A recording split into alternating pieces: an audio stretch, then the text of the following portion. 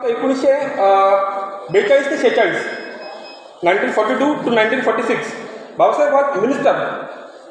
बाबासाहेब मंत्री होते. किती खात्यांचे मंत्री होते? 4 खात्यांचे मंत्री होते.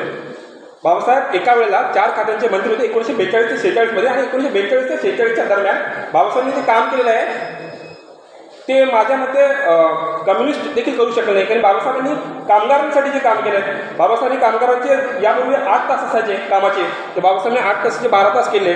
आपल्याकडे जे प्रोव्हिडंट फंड मिळतो, PF म्हणून जे असते, ESIC असते, किंवा रेल्वेमध्ये आपण जी सेवा करतो त्यानंतर आपल्याला मेडिकल्स मिळतात, डॉक्टर्सच्या सर्व्हिसेस जे मिळतात, त्या सगळ्या सुविधा बाबासाहेबांनी त्यावेळेला केल्या आहेत. कामगारांसाठीच्या सुविधा, महिलांसाठी स्त्रियांसाठी बाबासाहेबांनी प्रसूती रजा असतील, भरपगारी पेमेंट्स असतील, किंवा महिलांना हिंदू कोड बिलामार्फत त्यांना वडिलांच्या संपत्तीमध्ये किंवा वडिलोपार्जित संपत्तीमध्ये समान हिस्सा असेल, किंवा बाबासाहेबांनी समान वेतन कायदा आणला. समान वेतन कायदा म्हणजे स्त्रियांना आणि पुरुषांना दोघांनाही समान वेतन दिलं पाहिजे, हा कायदा बाबासाहेबांनी आणला.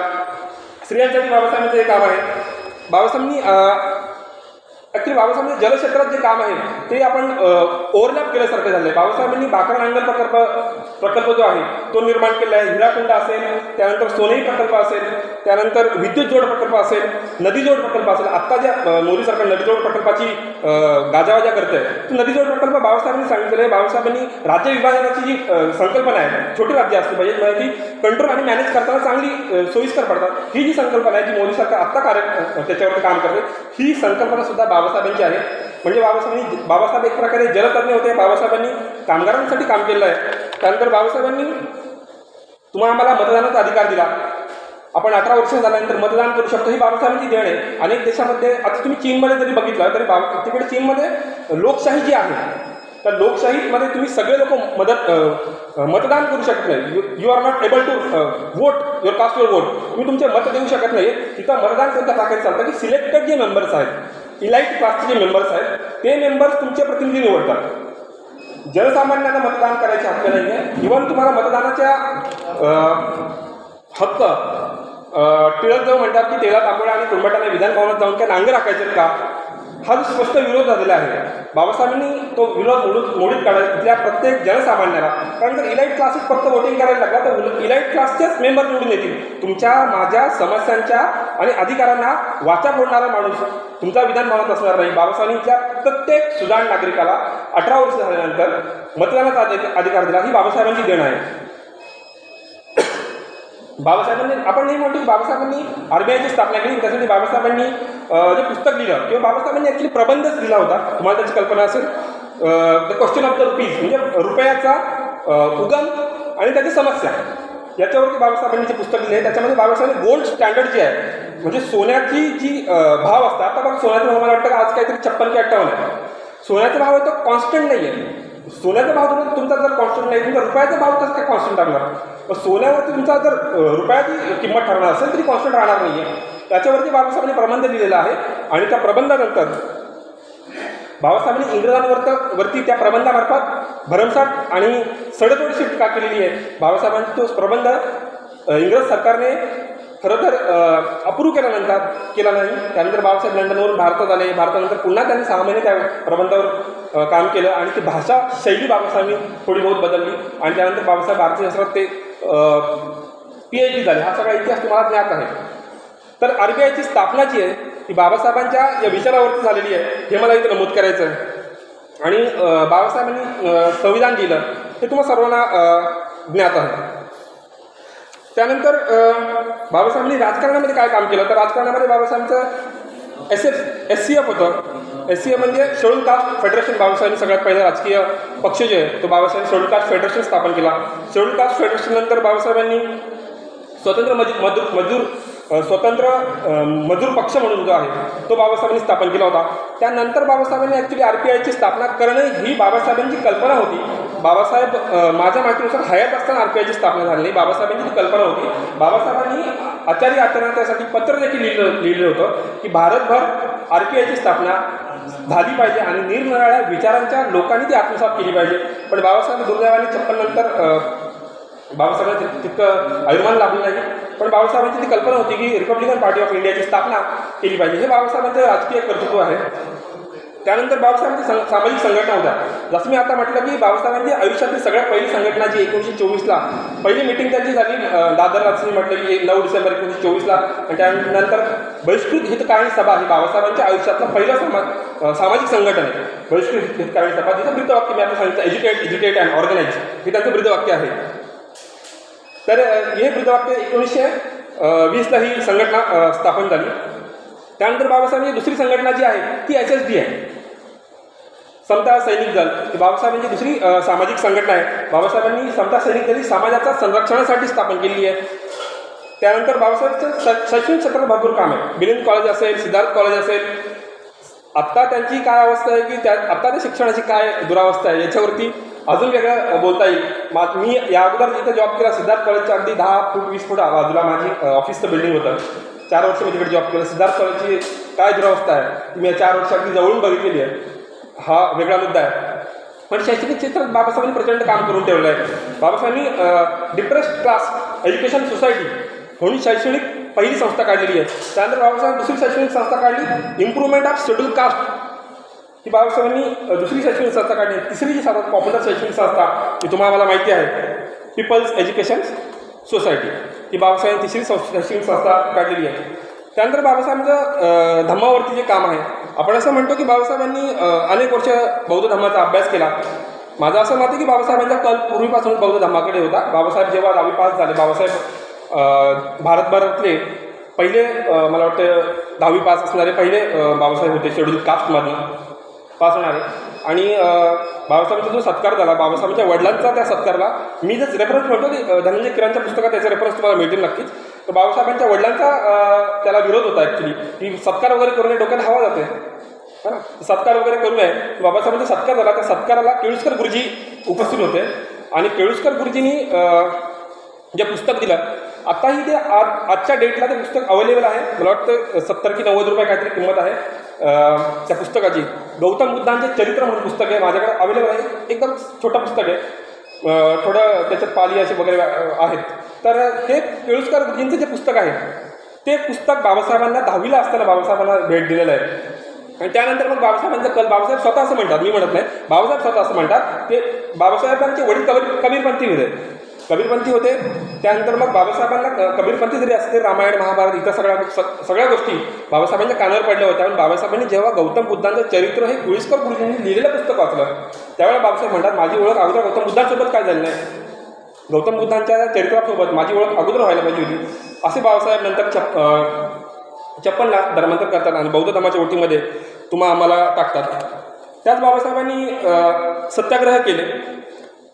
पहिला सत्याग्रह जो केला त्यामध्ये खरं तर अनेकदा असं म्हणतात की त्या सत्याग्रहाच्या वेळेला बाबासाहेबांनी गांधीजींचा फोटो वगैरे वापरला. धनंजय किरांच्या पुस्तकामध्ये तर रेफरन्स आहे की गांधीजींचा फोटो प्रतिमा धनंजय किर असं म्हणतात. आता धनंजय किराला तुम्ही बायस म्हणू शकता, तुमचं जसं आकलन असेल तसं. मी असं नेहमी म्हणतो की तुम्हाला जर विषय थोडा इकडे तिकडे होऊ शकतो, जसं मला रेफरन्स आठवतात, मी असं नेहमी म्हणतो की तुम्हाला जर बाबासाहेबांचं चरित्र वाचायचं असेल तर प्रायमरी लेवलला तुम्ही धनंजय किरांचं चरित्र वाचू शकता. 400-450 रुपये किंमत त्याच्या पुस्तकाची. धनंजय किरांचं एक 400 पानांचं पुस्तक असेल. धनंजय किरांनी सावरकरांचं चरित्र लिहिलेलं आहे. धनंजय किरांनी लोकमान्य टिळकांचं चरित्र लिहिलेलं आहे. धनंजय किरांनी शाहू महाराजांचं चरित्र लिहिलं आहे. बेस्ट चरित्र मला वाटतं त्यांनी शाहू महाराजांचं लिहिलेलं आहे. पण बाबासाहेबांच्या चरित्राला देखील पूर्ण न्याय देण्याचं काम धनंजय किरांनी केलेलं आहे. धनंजय किरांनी लिहिलेलं पुस्तक बाबासाहेबांना भेट बाबासाहेब हयात असताना दिलेलं आहे बाबासाहेबांना. आणि बाबासाहेबांनी ते त्यांच्या लायब्ररीत लावलं. बाबासाहेबांनी वाचलं की नाही वाचलं याचा रेफरन्स कुठं मिळत नाही, पण बाबासाहेबांनी स्वतः स्वीकारलं होतं. हा रेफरन्स नक्की उपलब्ध आहे. तर असे धनंजय कीर, त्यांना बायस तुम्ही म्हणू शकता. मला पर्सनली धनंजय किरण थोडं सावरकरवादी वाटतात. जर तुम्ही ते किरणचं एकदा जर चरित्र वाचलं, थोडे सावरकरवादी आहेत असं वाटतं आम्हाला माझ्या वैयक्तिक आकलनानुसार. तर मी सत्याग्रह सांगत होतो, त्या सत्याग्रहात मग धनंजय किरांनी गांधींची प्रतिमा वापरली असं लिहिलं आहे.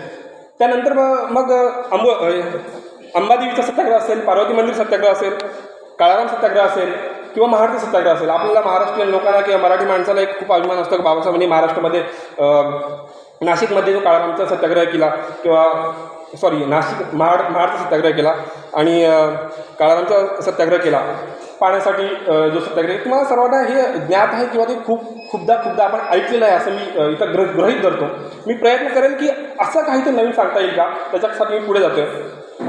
त्यानंतर बाबासाहेब पत्रकार होते. बाबासाहेबांचं जीवन हे ॲक्च्युली ते पत्रकार, वकील, अर्थतज्ञ इतक्या सगळ्या गोष्टींनी भरलेलं आहे. तुम्ही कुठून वाचा आणि कुठून रेफरन्स जमा कराल. मग तुम्ही 10 वर्ष वाचत बसले तरी ते संपणार नाही असं वाटतं मला कधी. बाबासाहेबांचं आता 8 दिवसापूर्वी बघा महाराष्ट्र सरकारने खंड नंबर 23 प्रकाशित केलेला आहे. तुम्हाला कल्पना असेल त्याची. खंड नंबर 23 8 दिवसापूर्वी बाबासाहेबांनी प्रकाशित केलं आहे. आणि त्या खंड नंबर 23मध्ये अजून आपल्या हातात पडलेलं नाही कोणाच्या, मला वाटतं प्रकाशित झालेला आहे. त्या खंड नंबर 23मध्ये बाबासाहेबांचे जे गुरु होते, मला आता नाव आठवत नाही, त्यांचा रेफरन्स, त्यांचे फोटोज वगैरे आलेले आहेत खंड नंबर 23मध्ये. मराठीमध्ये म्हणतोय, हिंदीमध्ये तर वेगळे.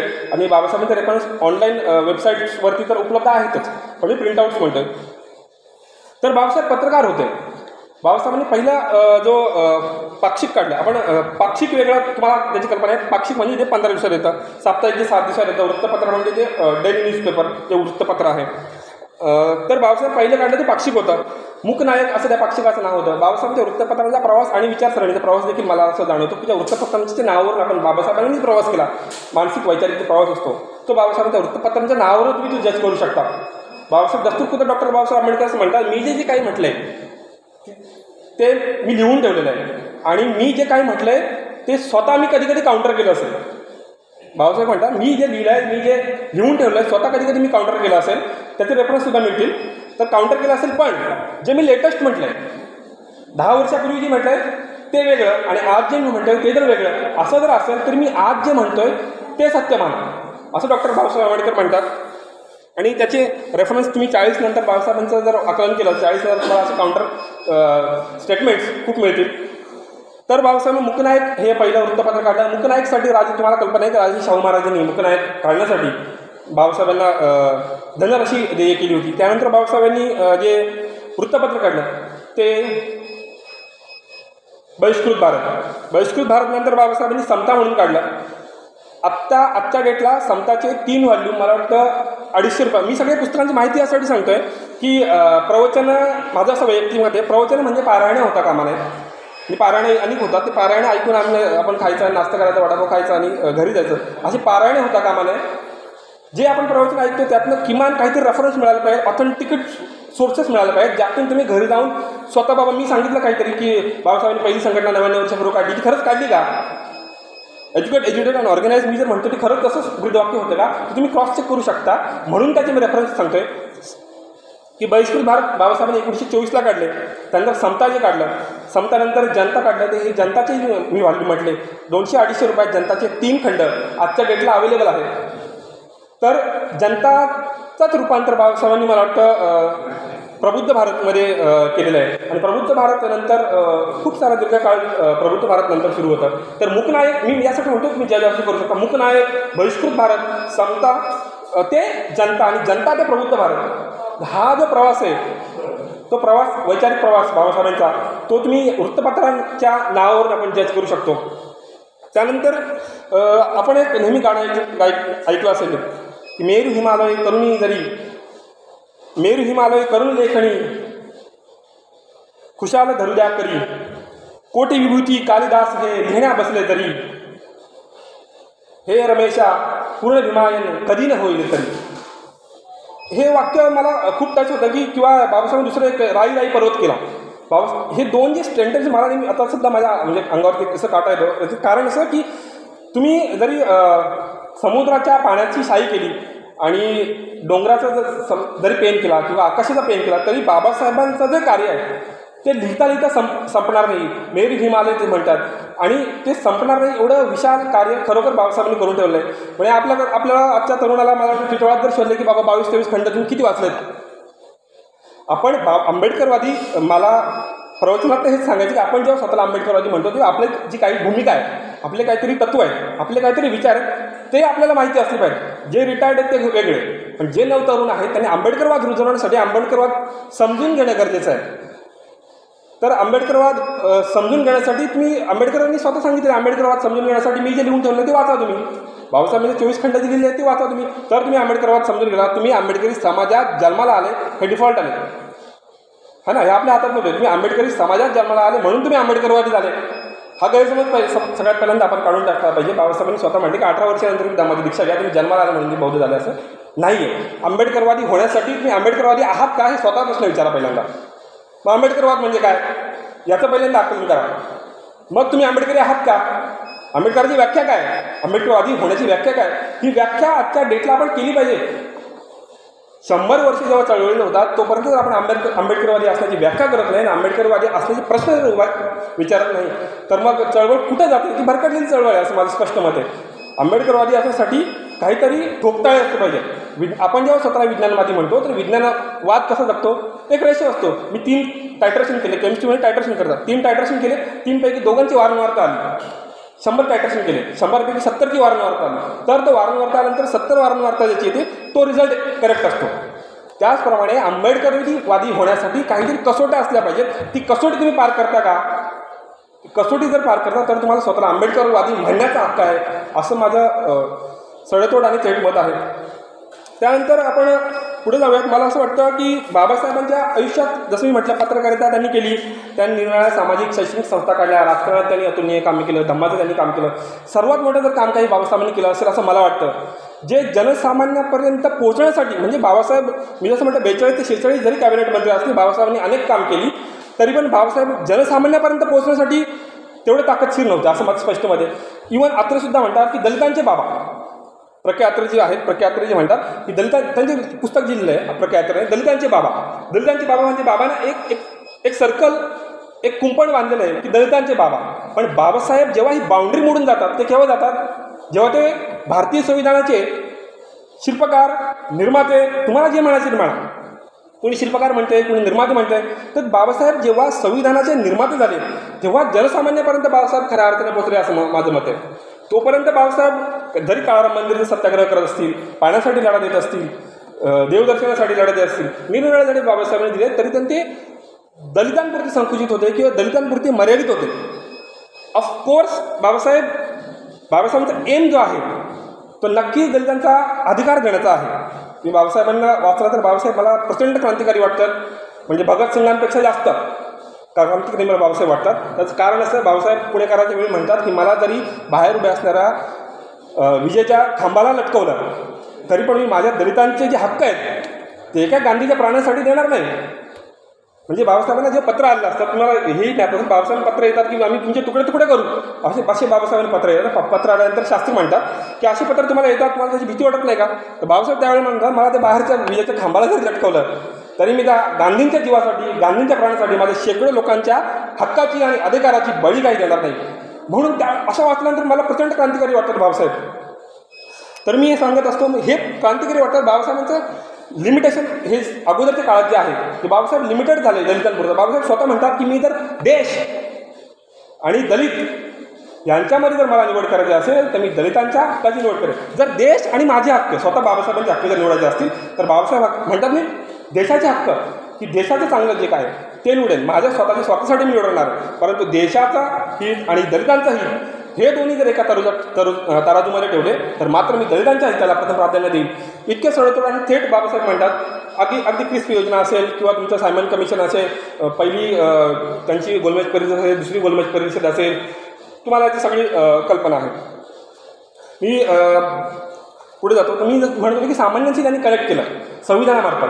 कनेक्ट केल्यानंतर मग काय होतं माहिती आहे का, एकदा तुम्ही लोकांमध्ये पॉप्युलर झाले की दुसऱ्या लोकांचं पोट दुखतं आहे, ही सामान्य गोष्ट आहे. ज्या वेळेला भारतात बाबासाहेब पॉप्युलर होते ते बाबासाहेबांचे राजकीय किंवा वैचारिक विरोधक म्हणून गांधी त्यावेळेला पॉप्युलर होते, यात काही शंका नाही आहे. बाबासाहेब मी म्हटलं 42 ते 46 जेव्हा मंत्री होते, बाबासाहेबांनी 46ला एक पुस्तक लिहिले आहे गांधी आणि काँग्रेसांवरती. तुम्ही त्या वाचलं असेल. म्हणजे बाबासाहेबांच्या आयुष्यातला माझं असं मत आहे की त्यांनी सर्वोत्तम जर कोणतं पुस्तक लिहिलं असेल, 2 पुस्तकं त्यांची सर्वोत्तम वाटतात, पण मला what Gandhi and Congress done to the untouchables. Gandhi आणि काँग्रेसने अनटचेबल किंवा अस्पृश्य लोकांसोबत काय केलेलं आहे, आपलं काय होतं आपण वाचतच नाही. काँग्रेसने काय केले, दगड आहे एक वीट आहे या विचारावर आपण चालू, मग विटेकडे चला. तर बाबासाहेबांनी हे लिहून ठेवलं की काँग्रेसने काय केले, गांधीने काय केले तुमच्यासोबत, हे वाचा तुम्ही. तर हे बाबासाहेबांनी लिहून ठेवलं आहे. तर हा सर्वोत्कृष्ट ग्रंथ बाबासाहेबांनी लिहिला आहे. तर 46ला लिहिल्यानंतर बाबासाहेब, मी जसं म्हणतो की त्यानंतर संविधानाचे निर्माते झाले, बाबासाहेब पॉप्युलर आहे, अनेकांच्या पोटात दुखायला लागलं. मग काय होतं, आणि ब्राह्मणी वैचारिक जी लढा आहे, तुम्ही अगदी सम्राट अशोकापासून घ्या किंवा सातवाहन राजांपासून घ्या किंवा बुद्धांपासून घ्या, काय करतात हे, जेव्हा तुम्हाला सगळ्यांना कल्पना आहे की जेव्हा तुम्हाला पराभूत करता येत नाही, एकतर ते पहिल्यांदा वैचारिक विरोध करतात, तात्विक विरोध करतात. बाबासाहेबांना तो नक्की झाला. वैचारिक किंवा तात्विक विरोध करत असताना बाबासाहेबांना जेव्हा पछाडता येत नाही किंवा एखाद्या विरोधकाला तुम्हाला पछाडता येत नाही, त्यावेळेला मग त्याचा चारित्र्यावरती लांछन करायचं किंवा त्याच्या सामाजिक जीवनावरती प्रश्नचिन्ह उभा करायचं, ही देखील प्रक्रिया बाबासाहेबांसोबत झाली आहे. तर बाबासाहेबांसोबत ही प्रक्रिया कशी झाली, तर बाबासाहेब जेव्हा संविधानाचे निर्माते झाले असं आपण म्हणतो, किंवा बाबासाहेब संविधानाचे शिल्पकार झाले, त्यानंतर बाबासाहेबांना सरळ विरोध झाला. तुम्हाला सगळ्यांना कल्पना आहे, बाबासाहेबांच्या RSSने अगदी पुतळे बाबासाहेबांचे जाळलेले आहेत. का राष्ट्रीय स्वयंसेवक संघाने ज्यावेळेला भगव्या ध्वजाची मागणी केली, त्यानंतर राष्ट्रीय स्वयंसेवक संघाने बाबासाहेबांचे पुतळे जाळलेले आहेत. हे त्यावेळेच्या राष्ट्रीय स्वयंसेवक संघाचे जे मुखपत्र आहे त्याच्यामध्ये छापून आलेलं आहे. ही काय लपून राहिलेली गोष्ट नाही, लपून जोपर्यंत राहतो जोपर्यंत आपण ती बघत नाही. तर बाबासाहेब पॉप्युलर झाले, त्यांना नंतर मग सामाजिक जीवनातनं एक प्रकारे बहिष्कृत करण्याचा कार्यक्रम काही लोकांनी केला. बहिष्कृत करण्याचा कार्यक्रम कसा चालतो हे मी एकदा, माझा मुख्य उद्देश आहे सांगण्याचा, की बघा, संविधान बाबासाहेबांनी लिहिल्यानंतर संविधानाचा प्रचार आणि प्रसार करण्याची एक प्रकारे जबाबदारी आपण आपली समजतो. म्हणजे भारतात आजच्या डेटला संविधानाप्रती आदर असणारा एक समाज किंवा एक वर्ग किंवा काही लोक आहेत, आणि संविधानाच्या प्रती अनादर असणारे देखील काही समाज आणि काही लोक आहेत. म्हणजे संविधानाच्या प्रती समज वाढावे आणि संविधानाच्या प्रती गैरसमज वाढावे, अशा दोन बाजू आज देखील भारतात आहेत. कारण भारताचा इतिहासच तुम्ही मुळात जर बघितला तर स्वातंत्र्य लढ्यापासून जसं राजकीय लढा वेगळा आहे, सामाजिक लढा वेगळा आहे. मी नेहमी म्हणतो, बाबासाहेबांना स्वातंत्र्य लढ्यामध्ये खेचू नका, असं माझं थेट मत आहे. बाबासाहेबांचा लढा जो आहे तो सामाजिक लढा आहे. देशात जे लढे चालले ते सामाजिक लढे वेगळे आहेत, स्वातंत्र्याचे लढे वेगळे आहेत. बाबासाहेबांचे सामाजिक स्वातंत्र्याचा लढा आहे. तर मग बाबासाहेबांना डिफेम करण्यासाठी ही जी लोक आहेत, जी संविधानाचे विरोधक आहेत, ती लोक काय करतात की गैरसमज पसरवण्याचं काम करतात. मग जे आंबेडकरी लोक आहेत किंवा जे संविधानाला मानणारे बहुजनवादी लोक आहेत, त्यांनी संविधानासाठी समज पसरवावेत म्हणून काम केलं पाहिजे, असं माझं मत आहे. आणि जी गैरसमज पसरवणारी जी कार्यप्रणाली आहे, की जे लोक आहेत ते आपल्यापेक्षा 100 पट जास्त ताकदीनं काम करतात.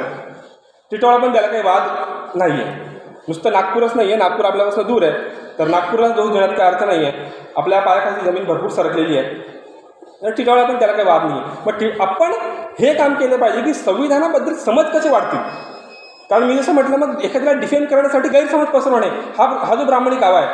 सम्राट अशोकाने कसा मग धर्म स्वीकारला आणि 100 भावांना कसं मारलं, सम्राट अशोकाने कसं धर्मांतर खूप लेट केलं, सगळ्या भंपाक कथा आहेत. सम्राट अशोक अगोदरपासून बौद्ध होता, त्याची आई बौद्ध होती, हा थेट इतिहास आहे. ह्या सगळ्या भंपाक कथा आहेत. सम्राट अशोकानंतर धर्म स्वीकारला वगैरे, कारण ते डिफेम करायचं प्लॅनिंग आहे. चंद्रगुप्त चाणक्य कसे आले आणि चंद्रगुप्त चाणक्यांनी गुरं ओळणारा चरवणाऱ्या माणसाला कसा राजा केला, हे सगळं डिफेम करणाऱ्या कल्पना आहेत. माझं थेट असं मत आहे, हीच कल्पना म्हणजे डिफेम म्हणजे काय, म्हणजे ब्राह्मणाने एखाद्याला सपोर्ट केला, गुरं चारणाऱ्या माणसाला सपोर्ट केला का तो राजा होतो. ब्राह्मणाने सपोर्ट केला की शिवाजी महाराज राजे होतात. त्याच्यासाठी मग गुरु कोण देव तर किंवा स्वामी. तर हा जो प्रकार आहे तसाच प्रकार बाबासाहेबांसोबत झालेला आहे, आणि तो बाबासाहेबांसोबत झालेला प्रकार आपण वेळीच ओळखला पाहिजे, असं माझं मत आहे. म्हणजे बाबासाहेबांची क्रांती लढाई तुमच्या सगळ्यांची तोंडपाठ येतो. मी जसं अगोदर म्हटलं, तुम्ही टाईम पण सांगाल बाबासाहेब किती वाजता जन्मलेचे, 14 एप्रिल सांगायची गरज नाही, 1891 तुम्हाला सगळ्यांना माहिती आहे. पण आजच्या डेट म्हणजे माझं स्पष्ट मत आहे काय, बाबासाहेबां किंवा बुद्धांची जी वाचल्यानंतर आपण असं जाणवतं की त्यांनी जे केलेलं आहे ते भूतकाळ करत बसले नाही आहे. बुद्धांनी सुद्धा 28 बुद्ध सांगितले का, तो वादातीत मुद्दा असेल. 28 बुद्ध सांगत बसले का बुद्ध, मला वाटत नाही बुद्धांनी कुठे 28 बुद्ध सांगितले. बुद्धांचं जे तत्वज्ञान ते स्वतःचं तत्वज्ञान आहे, 28 बुद्धांचं तत्वज्ञान आहे असं मला वाटत नाही. बुद्धांनी सांगितलं तुम्ही वर्तमानात राहा, तसंच आपण वर्तमानात राहिलं पाहिजे. बाबासाहेबांचे क्रांती लढे, पत्रकारिता केली, राजकारण केलं, बौद्ध धर्माची दीक्षा दिली, काळाराम केलं, अंबादेवी केलं, सत्याग्रह केले, सगळं झालं.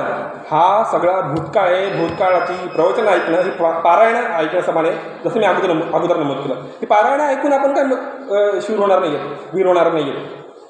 आपले बाबासाहेब आदर्श आहेत, यात काही डाऊट नाही. काही कोणतीही चळवळ जेव्हा आपण तिला पुढं करतो त्या चळवळीला एक स्वतःचं तत्त्वज्ञान असतं, राजकीय तत्त्वज्ञान, धार्मिक तत्त्वज्ञान, आणि त्या तत्त्वज्ञानासोबत तुम्हाला लीडर असतो. लीडरशिवाय चळवळ चालत नाही, तत्त्वज्ञानाशिवाय चळवळ चालत नाही. आपलं लीडर ठरलेलं आहे. आपलं लीडर गल्लोगल्ली लीडर आहे त्यांनी म्हणत नाही, ते लीडर मी मानत नाही कधीच. आपला लीडर एकच आहे. आपलं लीडर डॉक्टर बाबासाहेब आंबेडकर हे आपलं लीडर. आपलं तत्त्वज्ञान हे आंबेडकरिझम हे आपलं तत्त्वज्ञान आहे, आणि बौद्ध धम्म हे आपलं धम्माचं तत्त्वज्ञान आहे. आणि धम्माचं तत्त्वज्ञान हेच राजकीय तत्त्वज्ञान आहे, हे आपण विसरलेलं आहे. तर मला असं म्हणायचं, डिफेम कसं केलं आहे? मी हे का सांगतोय की बुद्धांनी 28 बुद्ध का सांगितले नाही आहेत? बाबासाहेबांनी सत्यशोधक समाज जो होता, फुलेंनी जो स्वीकारला धर्म, सत्यशोधक धर्म, तो बाबासाहेबांनी काय स्वीकारला? भूतकाळात राहण्याची आपली जी सवय आहे ती आपण मोडली पाहिजे. जागे झालं पाहिजे की भूतकाळात राहून आपल्याला भविष्यकाळात लढे नाही लढता येऊ शकत. त्यासाठी वर्तमानात काय चालू आहे? वर्तमानात लोकशाही डाऊटफुलमध्ये आहे का? वर्तमानात लोकशाही संकटात आहे का? Yes, 100%. Our democracy is a deep threat. आपली डेमोक्रेसी डीप थ्रेटमध्ये आहे. त्याचं कारण नरेंद्र मोदींचे आर्थिक प्रमुख सल्लागार 15 दिवसापूर्वी इंग्लिश वृत्तपत्रामध्ये लिहितात. हे लपून छपून काय चाललेलं नाही आता. तर वृत्तपत्रामध्ये थेट लिहितात की भारताला नवीन संविधानाची गरज आहे. कोण लिहित आहे? चंगू मंगू कोणीतरी छोटा माणूस नाही आहे. नरेंद्र मोदीचा प्रमुख आर्थिक सल्लागार इंग्लिश न्यूजपेपरमध्ये लिहितो की आता भारताला नवीन संविधानाची गरज आहे. तर मग आपण म्हणून मी नेहमी हे म्हणतोय की आपण वर्तमानात राहून जागृत राहिलं पाहिजे. तर बाबासाहेबांनी जसं वर्तमानात राहून जी चळवळ केली, मग आपल्याला काय करता येईल आजच्या डेटला? किंवा बाबासाहेबांनी जी काय डिफेंड केलं आहे हे मला तुम्हाला सांगायचे. बाबासाहेबांना डिफेंड करताना पहिली गोष्ट करतात, बाबासाहेबांवरती पहिला आरोप करतात की बाबासाहेब जे संविधान सभेत गेले, संविधान सभेत बाबासाहेब कसे गेले ते इतिहास तुम्हाला बऱ्यापैकी माहिती आहे किंवा ज्ञात आहे किंवा त्याच्यावरती प्रवचन झालेले आहेत. पण बाबासाहेब संविधान सभेत कसे गेले तर आमच्यामुळे गेले. कोणामुळे गेले? बाबासाहेब गांधींमुळे गेले. बाबासाहेब कोणामुळे गेले? नेहरूंमुळे गेले. बाबासाहेब कोणामुळे गेले? काँग्रेसमुळे गेले. म्हणजे आमच्या जीवावर तुम्ही संविधान सभेत प्रवेश मिळवला, हा जो पहिला आरोप आहे हा डिफेम करण्याचा आरोप आहे. एखाद्याला दैवतीकरण करण्याचं काम आंबेडकरी समाजसुद्धा त्या वाटेवरती आहे, त्याच्यावरती वेगळं बोलता येईल बाबासाहेबांचं दैवतीकरण कसं करतो.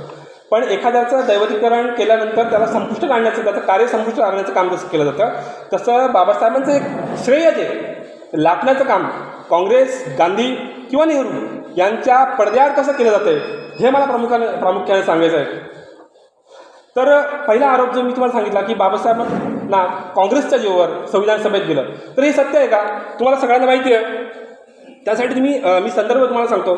संदर्भ नंबर 1, संविधानाचे मी त्यांना आजपर्यंतच्या ऐकलेल्या वाचलेल्या लोकांपैकी मला सर्वाधिक आवडलेले, माझी भाषण शैली थोडी इकडे तिकडे होऊ शकते की मी प्रवक्ता नाही आहे, त्यामुळे तुम्ही समजून घ्या. तर माझे आवडलेले वक्ते जे कोण आहेत तर संविधानावरती डॉक्टर सुरेश माने. डॉक्टर सुरेश माने आत्ता BRSPचे अध्यक्ष असतील, त्यांची वैचारिक BSP असेल, ते विचार वेगळे. पण ते संविधानाचे आजच्या डेटला सडेतोड किंवा अभ्यासक, त्यांची स्वतःची PhD आहे त्याच्यावरती डॉक्टर सुरेश मानेंची. तर ते संविधानाचे सर्वाधिक अभ्यासक आहेत आणि संविधानाच्या त्या अभ्यासकांनी लिहिलेलं पुस्तक आहे the man who codified Indian independence. बाबासाहेबांबद्दल काय म्हणतात doctor Suresh Mane? The man who codified Indian independence. हे पुस्तक तुम्ही संदर्भासाठी वापरू शकता. त्यामध्ये सरळ लिहिलेलं आहे की काँग्रेसचा, नेहरूंचा किंवा गांधींचा बाबासाहेबांना संविधान सभेवरती पाठवण्यासाठी काय हे नाही आहे, श्रेय नाही आहे. त्यानंतर संदर्भ नंबर 2. आता हे संदर्भ जे मी 2, 3, 4, 5 संदर्भ सांगतोय, हे संदर्भ कधी अस्तित्वात आले माहिती आहे का? ज्या वेळेला अरुण शौरी नावाच्या व्यक्तीने, तुम्हाला हे ज्ञात असेल की अरुण शौरीने एक पुस्तक लिहिलं होतं बाबासाहेबांचं. मी जे म्हणतो की प्रतिक्रांतीची चळवळी चालवते, अरुण शौरी त्या चळवळीचा एक प्रमाणे नेता आहे. कसं तर अरुण शौरी काय म्हणतात?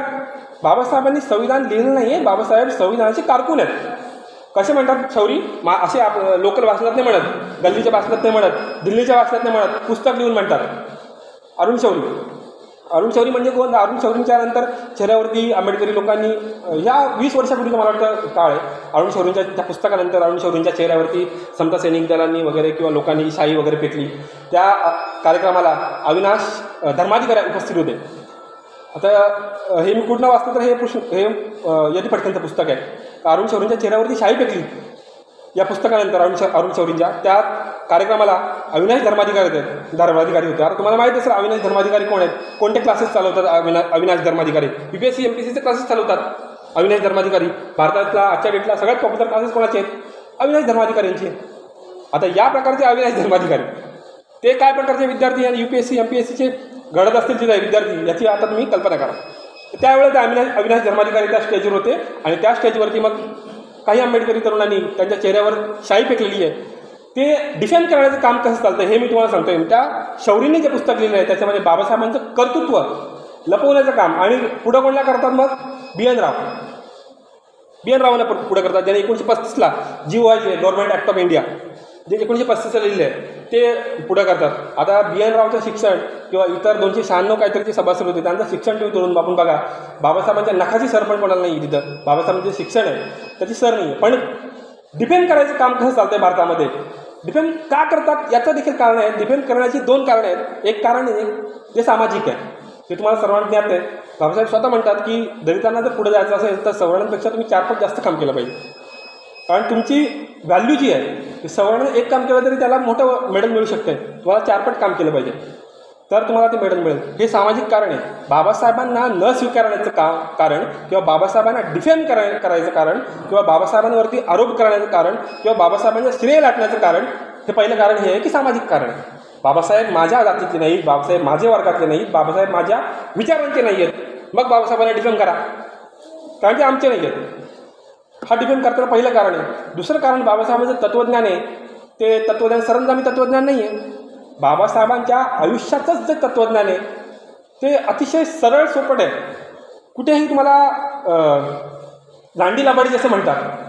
बाबासाहेबांची नीतिमत्ता जी आहे, बाबासाहेबांनी स्वतः असं म्हटलेलं आहे, दस्तुरपुत्र डॉक्टर बाबासाहेब आंबेडकर म्हणतात की मला लोक का घाबरतात किंवा इतर नेते का घाबरतात कॉन्स्टिट्यूट असेंब्लीमध्ये, माझं जे शील आहे, मी खूप ज्ञानी आहे, मी खूप विचारवंत आहे, मी खूप महान आहे, मी खूप पुस्तकं वाचले आहेत म्हणून ते मला घाबरत नाही. माझ्यावरती आरोप करण्यासाठी त्यांच्याकडे काही नाही आहे. माझं मी शील तेवढं जोपासलेलं आहे म्हणून ते मला घाबरतात आणि माझ्याकडे ती प्रज्ञा त्यामुळे आली आहे. शिक्षण वेगळं आणि प्रज्ञा वेगळी. तर म्हणून मग बाबासाहेबांना डिफेंड करायचं कारण त्या विचाराचे बाबासाहेब कारण नंबर 1. आणि बाबासाहेबांचे जे तत्त्वज्ञान आहे ते असं तत्त्वज्ञान म्हणजे घर भरण्याचं तत्त्वज्ञान बाबासाहेबांचं नाही आहे. सरंजामी तत्त्वज्ञान बाबासाहेबांचं नाही आहे. राजकारणी जे आजचे आहेत ते बाबासाहेबांना ॲक्वायर करू बघतात आणि बाबासाहेबांचं तत्त्वज्ञान ते ॲक्सेप्ट नाही करू शकत. बाबासाहेबांना ॲक्वायर काय करायचं, तुमची माझी मतं मिळण्यासाठी तुम्हाला ग्राफ करण्याचं काम ते करू शकतात. पण बाबासाहेबांना ॲक्सेप्ट करायचं काम त्यांना जमू शकत नाही. महात्मा फुलेंना ॲक्सेप्ट करायचं काम त्यांना जन्मात जमू शकत नाही. त्याचं कारण आहे सामाजिक कारण आणि दुसरं कारण त्यांचं तत्त्वज्ञान. दोन्ही पण ॲक्सेप्ट होत नाही. दोन्ही पण ॲक्सेप्ट ज्यावेळेला होत नाही मग त्यांना डिफेंड करायचं काम हे अरुण शौरीसारखी लोकं करतात. आणि अरुण शौरी मग BN राव कोणाला तरी मग 1935च्या ॲक्टनुसार BN राव खूप मोठे होते असं सांगतात. मग याचा संदर्भ काय, पहिला संदर्भ मी सांगितला मी तुम्हाला. डॉक्टर सुरेश माने म्हणतात the man who qualified Indian independence. संदर्भ क्रमांक 1. तर शौरींच्या पुस्तकाला हे दिलेलं प्रतिवाद आहे. सुरेश मानेने मी जे म्हटलं कधी पुस्तक लिहिलं तर शौरींच्या पुस्तकांना दिलेला हा पहिला प्रतिवाद आहे जो इंग्लिशमध्ये आहे, the man who qualified Indian independence. Number 2 कोणाचं पुस्तक आहे तर यदी फडके जे आहेत, डॉक्टर यदी फडके यांनी दुसरं पुस्तक लिहिलं ते मराठीत आहे. माझ्याकडे आत्ता पण अवेलेबल असेल त्यासाठी घेऊन आहोत. यदी फडकेंनी जे पुस्तक लिहिलं आहे त्याच्यामध्ये म्हणतात डॉक्टर बाबासाहेब आंबेडकरांचे मारेकरी अरुण शौरी असं पुस्तकाचं नाव आहे. यदी फडकेने ती लिहिलेलं पुस्तक आहे आणि त्याच्यामध्ये अतिशय विस्तृत असं स्पष्टीकरण यदी फडकेंच्या प्रत्येक आरोपाला अरुण शौरींच्या प्रत्येक आरोपाला यदी फडकेंनी दिलेलं आहे. Reference number 2. Reference number 3 advocate Balasaheb आंबेडकरांनी त्याच्यावरती प्रतिउत्तर म्हणून पुस्तक लिहिलं आहे. रेफरन्स नंबर 4 वसंत मून तुम्हाला माहिती असतील, नसतील तर मी सांगतो की वसंत मून म्हणजे रायटिंग अँड स्पीचेस बाबासाहेबांचे महाराष्ट्र सरकार जे खंड प्रकाशित करते त्या खंड प्रकाशित करण्यासाठी सर्वाधिक शक्ती किंवा आयुष्यपणाला लावणारं जर कोणी असेल, आपण जे खंड वाचतो आज जे संदर्भ आपल्याला उपलब्ध आहेत ते संदर्भ वसंत मून यांच्यामुळे आपल्याला उपलब्ध आहेत. तर त्या वसंत मुनांनी त्यांच्यावरती प्रतिउत्तर म्हणून शौरींच्या आरोपांना प्रतिउत्तर म्हणून वसंत मुनांनी पुस्तक लिहिलं आहे. नंतर नंबर 4 किंवा 5 असेल. पुढचं पुस्तक आहे LR बाली म्हणून. LR बाली कोण आपल्याला माहीत नाही, किती लोकांना माहीत असेल मला माहीत नाही. LR बालींचं एकदा 10 रुपये पुस्तक भेटा आपल्या 6 डिसेंबरला गेल्यानंतर. LR बालींचं छोटं पुस्तक आहे, महात्मा गांधींवरती लिहिलं आहे. जबरदस्त डेंजर पुस्तक आहे की बाबासाहेबांनी महात्मा गांधींनी सत्याचे प्रयोग केलेले आहेत त्याच्यावरती LR बालींनी लपून छापून छोटं पुस्तक काढलं आहे सत्याच्या प्रयोगांवरती. महात्मा गांधीच्या जे सत्याचे प्रयोग आहेत मी आता सांगू शकत नाही असे सत्याचे प्रयोग आहेत. गांधींनी स्वतः देखील ते लिहिलेले आहेत. त्यांनी काय सत्याचे प्रयोग केलेले आहेत ते तुम्हाला माहीत आहेत. मला माहीत नाही. एल आर बालींचं 10 रुपयाला पुस्तक मिळतं आहे. मी जेव्हा आणतो तेव्हा 10ला मिळतं, आता 20ला मिळत असेल भारतात. तर एल आर बालीने देखील शौरी का शोर, हरून शौरीला म्हटलं आहे, शौरी का शोर म्हणून प्रतिउत्तर एल आर बालींनी पुस्तक लिहिलं आहे. हे 4-5 पुस्तकं तुम्ही रेफरन्स म्हणून वापरू शकता की बाबासाहेब कुणाच्या कृपेमुळे संविधान सभेमध्ये गेलेले नाहीत. बाबासाहेब कसे संविधान सभेमध्ये गेले. त्यानंतर मी जसं म्हटलं की बाबासाहेबांचं राजकारण हे नीतिमत्तेचं राजकारण आहे, शिराचं राजकारण आहे. तर मग जे आरोप करत आहेत की काँग्रेसच्या कृपेवरती बाबासाहेब गेले, तर बाबासाहेबांनी स्वतः असं कुठं लिहिलं आहे का? स्वतः असं बाबासाहेबांनी कुठं म्हटलं आहे का? कारण तुम्ही बाबासाहेबांना समजून संविधान सभेमध्ये बाबासाहेबांना समजून घ्यायचं असेल तर 3 भाषणं बाबासाहेबांची तुम्ही वाचलं पाहिजे. 46, 48, 49. बाबासाहेबांनी संविधान सभेत प्रत्येक प्रश्नाला उत्तर दिलं. त्याच्यासाठी तुम्ही कॉन्स्टिट्यूशन असेंब्ली डिबेट्स 3,500 ते वाचू शकता. Constitution assembly debates with reference तुम्हाला वाचायला मिळतील. पण जनसामान्याला इतका वेळ नाही. जर बाबासाहेबांचे संविधान सभेमधलं कार्य समजून घ्यायचं असेल तर बाबासाहेबांची 3 भाषणं शांतपणे एकदम 6 महिने वाचत बसा. पहिलं भाषण, भाषण नंबर 1, 1946. कधी? ज्या वेळेला बाबासाहेबांना अचानक उभं करण्यात आलं. मला डेट आठवत नाही. 46ला मला वाटतं 46ला जेव्हा बाबासाहेब समजून घ्यायचं असेल मी जर म्हणतो 46चं पहिलं भाषण बाबासाहेबांना जेव्हा अचानक उभं करण्यात आलं त्यानंतर बाबासाहेब ते पहिले भाषण करतात. तर त्या भाषणाचा रेफरन्स दुसरं भाषण मी म्हटलं 48चं भाषण. 48चं भाषण म्हणजे मसुदाजवळ सादर करतात तो भाषण. तिसरं भाषण 25 नोव्हेंबर 49चं भाषण म्हणजे जेव्हा संविधान सुपूर्द करतात. 3 भाषणं बाबासाहेबांची आपण वाचली पाहिजेत. 3 भाषणं वाचली तर किमान संविधान बाबासाहेब म्हणजे आपण मी म्हटलं आंबेडकरवादी असल्याचा क्रायटेरिया काय? हा क्रायटेरिया आहे. आपण वाचलेत का बाबा संविधानाचं काय काम आहे बाबासाहेबांचं? आपण नाही वाचलं. मग शौरी असं काम करतात. मग शौरींच्या केलेल्या या पुस्तकाला प्रतिउत्तर देणारं कोण आहे? आता बाळासाहेब आंबेडकरांचं वय झालं 70 वर्ष. सुरेश मानेंचं आता वय झालं. आता कोण? ही परंपरा चालवणारे आपले लोक कोणतरी असतील. मागच्या एकदा मी समारोपात देखील म्हटलं होतं की आपले इतिहास संशोधक असले पाहिजेत. त्याचं कारण हे की बाबासाहेबांवरती असे आरोप होत राहणार आणि त्याच्यावरती आपले अभ्यासक लोक असले पाहिजेत. म्हणून आंबेडकरवादी असण्यासाठी आपण किमान संविधानाचे 3 भाषणं बाबासाहेबांची वाचले पाहिजेत. आणि मग मी ते नीतिमत्तेचे राजकारण सांगतो. त्या नीतिमत्तेचे राजकारण सांगण्यासाठी बाबासाहेबांचे संविधानाचं जे अभ्यास आहे ते समजून घेण्यासाठी 3 भाषणं वाचले असं सांगतो. नीतिमत्तेचं राजकारण सांगताना बाबासाहेब स्वतः म्हटलेले आहेत, मी म्हणत नाही. बाबासाहेब काय म्हणतात की काँग्रेसने काय केलं, अनेकांना टिळे लावले आणि त्याला सुहागन केलं असं बाबासाहेब म्हणतात एक प्रकारे. पण मला कोणी विचारलं नाही. बाबासाहेब असं दस्तूर खुद्द भारतरत्न डॉक्टर बाबासाहेब आंबेडकर म्हणतात. तर भारतरत्न आठवलं का मला सचिन पण आठवतो. ऑनलाईन रमीची ॲडव्हर्टाईज करणारा सचिन. म्हणजे हे डिफेम आहे, हे आपल्याला कळत नाही. भारतरत्न कोण? डॉक्टर बाबासाहेब आंबेडकर. भारतरत्न कोण? सचिन तेंडुलकर. सचिन तेंडुलकर काय करतो? रमीची ॲडव्हर्टाईज करतो, ऑनलाईन रमी. भारतरत्न, भारताचा रत्न काय करतो? ऑनलाईन रमीची ॲडव्हर्टाईज करतो. ऑनलाईन रमी काय? व्यसन, जुगार. हे भारतरत्न टायटलचं डिफेम्स आहे. हे टायटलचं डिफेम आहे. असो तर बाबासाहेबांचं नीतिमत्तेचं राजकारण मी सांगतो. नीतिमत्तेचं राजकारण सांगताना बाबासाहेब दस्तूर म्हणजे लोक जे आरोप करतात ते दस्तूर खुद्द डॉक्टर बाबासाहेब आंबेडकरांनी कुठं लिहिलेलं आहे का की मला काँग्रेसने मदत केली? तर नाही लिहिलं असं बाबासाहेब. डॉक्टर बाबासाहेब स्वतः असं म्हणतात की काँग्रेसने इतरांना टिळे लावले आणि मला रांडव केलं. हा शब्द बाबासाहेबांचा आहे. मला रांडव केलं असं म्हणतात बाबासाहेब म्हणतात. त्यावेळेला कोण? मुंबईमध्ये दुसरंच कोणीतरी निवडून दिलं, बंगालमध्ये दुसरं कोणीतरी निवडून दिलं, मध्य प्रांत त्यावेळी नागपूर मध्य प्रांत होता, मध्य प्रांतामध्ये दुसरं कोणतरी निवडून दिलं. बाबासाहेबांना टिळा लावलं नाही असं बाबासाहेब दस्तूर स्वतः बाबासाहेब असं म्हणतात. आपल्याकडं ज्ञानी लोकांची खूप परंपरा झालेली आहे. मागे मी हे का सांगतोय तर बाबासाहेबांनी हे सुद्धा कुठं ॲक्सेप्ट केलं नाही आहे की मला काँग्रेसने असं संविधान सभेवरती किंवा कॉन्स्टिट्यूशन असेंब्लीवरती पाठवलं म्हणून. पण मग आपल्याकडचे ज्ञानी लोक जे झाले आहेत ते कधी कधी असं आपले लोक असं प्रचार करतात. असंच माझा एक मित्र होता ज्ञानी, त्याने म्हटलं की बाबासाहेबांचे किती गुरु होते? 4 गुरु म्हणे. मी माझ्या पायाखाली जमीन हल्ली. म्हटलं आपल्या काहीतरी गडबड आहे. आता वयवर्ष आपले 35-40 होत आले. भाऊ आपल्याला मी 3च ऐकले. खंड नंबर 18. बाबासाहेब म्हणतात माझे हे 3 गुरु.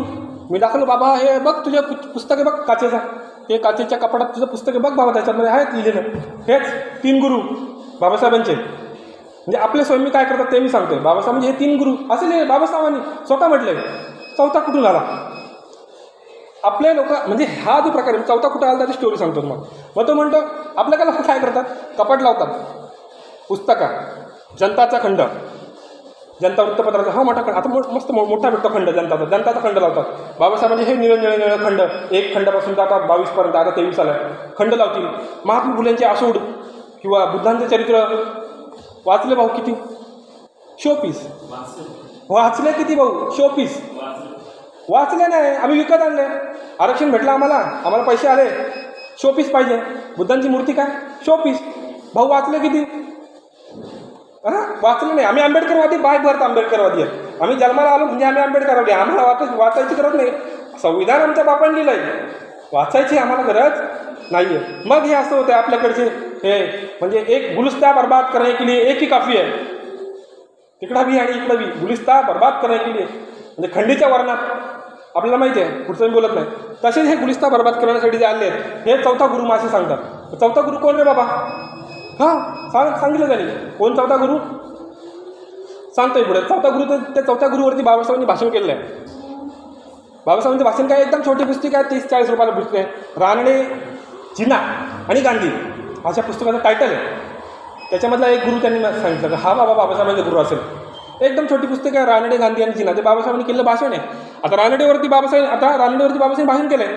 भाषण केल्यामध्ये कधी भाषण केलं आहे, रानडेंच्या बर्थडेच्या दिवशी, जन्मदिनी केलेलं भाषण आहे. मग रानडेंबद्दल बाबासाहेब म्हणतात की रानडे खूप महान होते. महान असण्याचं बाबासाहेब महान असण्याचा क्रायटेरिया पण त्या पुस्तकात सांगतात की महान असण्याचा क्रायटेरिया काय, असे महान लोक खूप जन्माला येऊन गेले बाबासाहेब म्हणतात. पण ते महान लोक जन्माला आल्यानंतर असे धुळीसारखे सामान्य लोक जन्माला आले, पण महान लोक जन्माला आले, पण त्यांच्या जन्माला आल्यानंतर जर सामान्य माणसाच्या जीवनात बदल घडत नसेल तर तो माणूस महान नाही.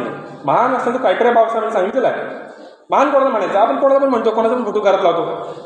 महान असण्याचं क्रायटेरिया बाबासाहेब सांगते. सामान्य माणसासाठी त्यांनी काय काम केलं आहे, आपण रानडे, गांधी आणि जिना वाचलं पाहिजे. 40 रुपयाचं पुस्तक आहे. एक वडापाव खाल्ला तर 2 वडापाव खाल्ले तर 20-40 निघून जातात.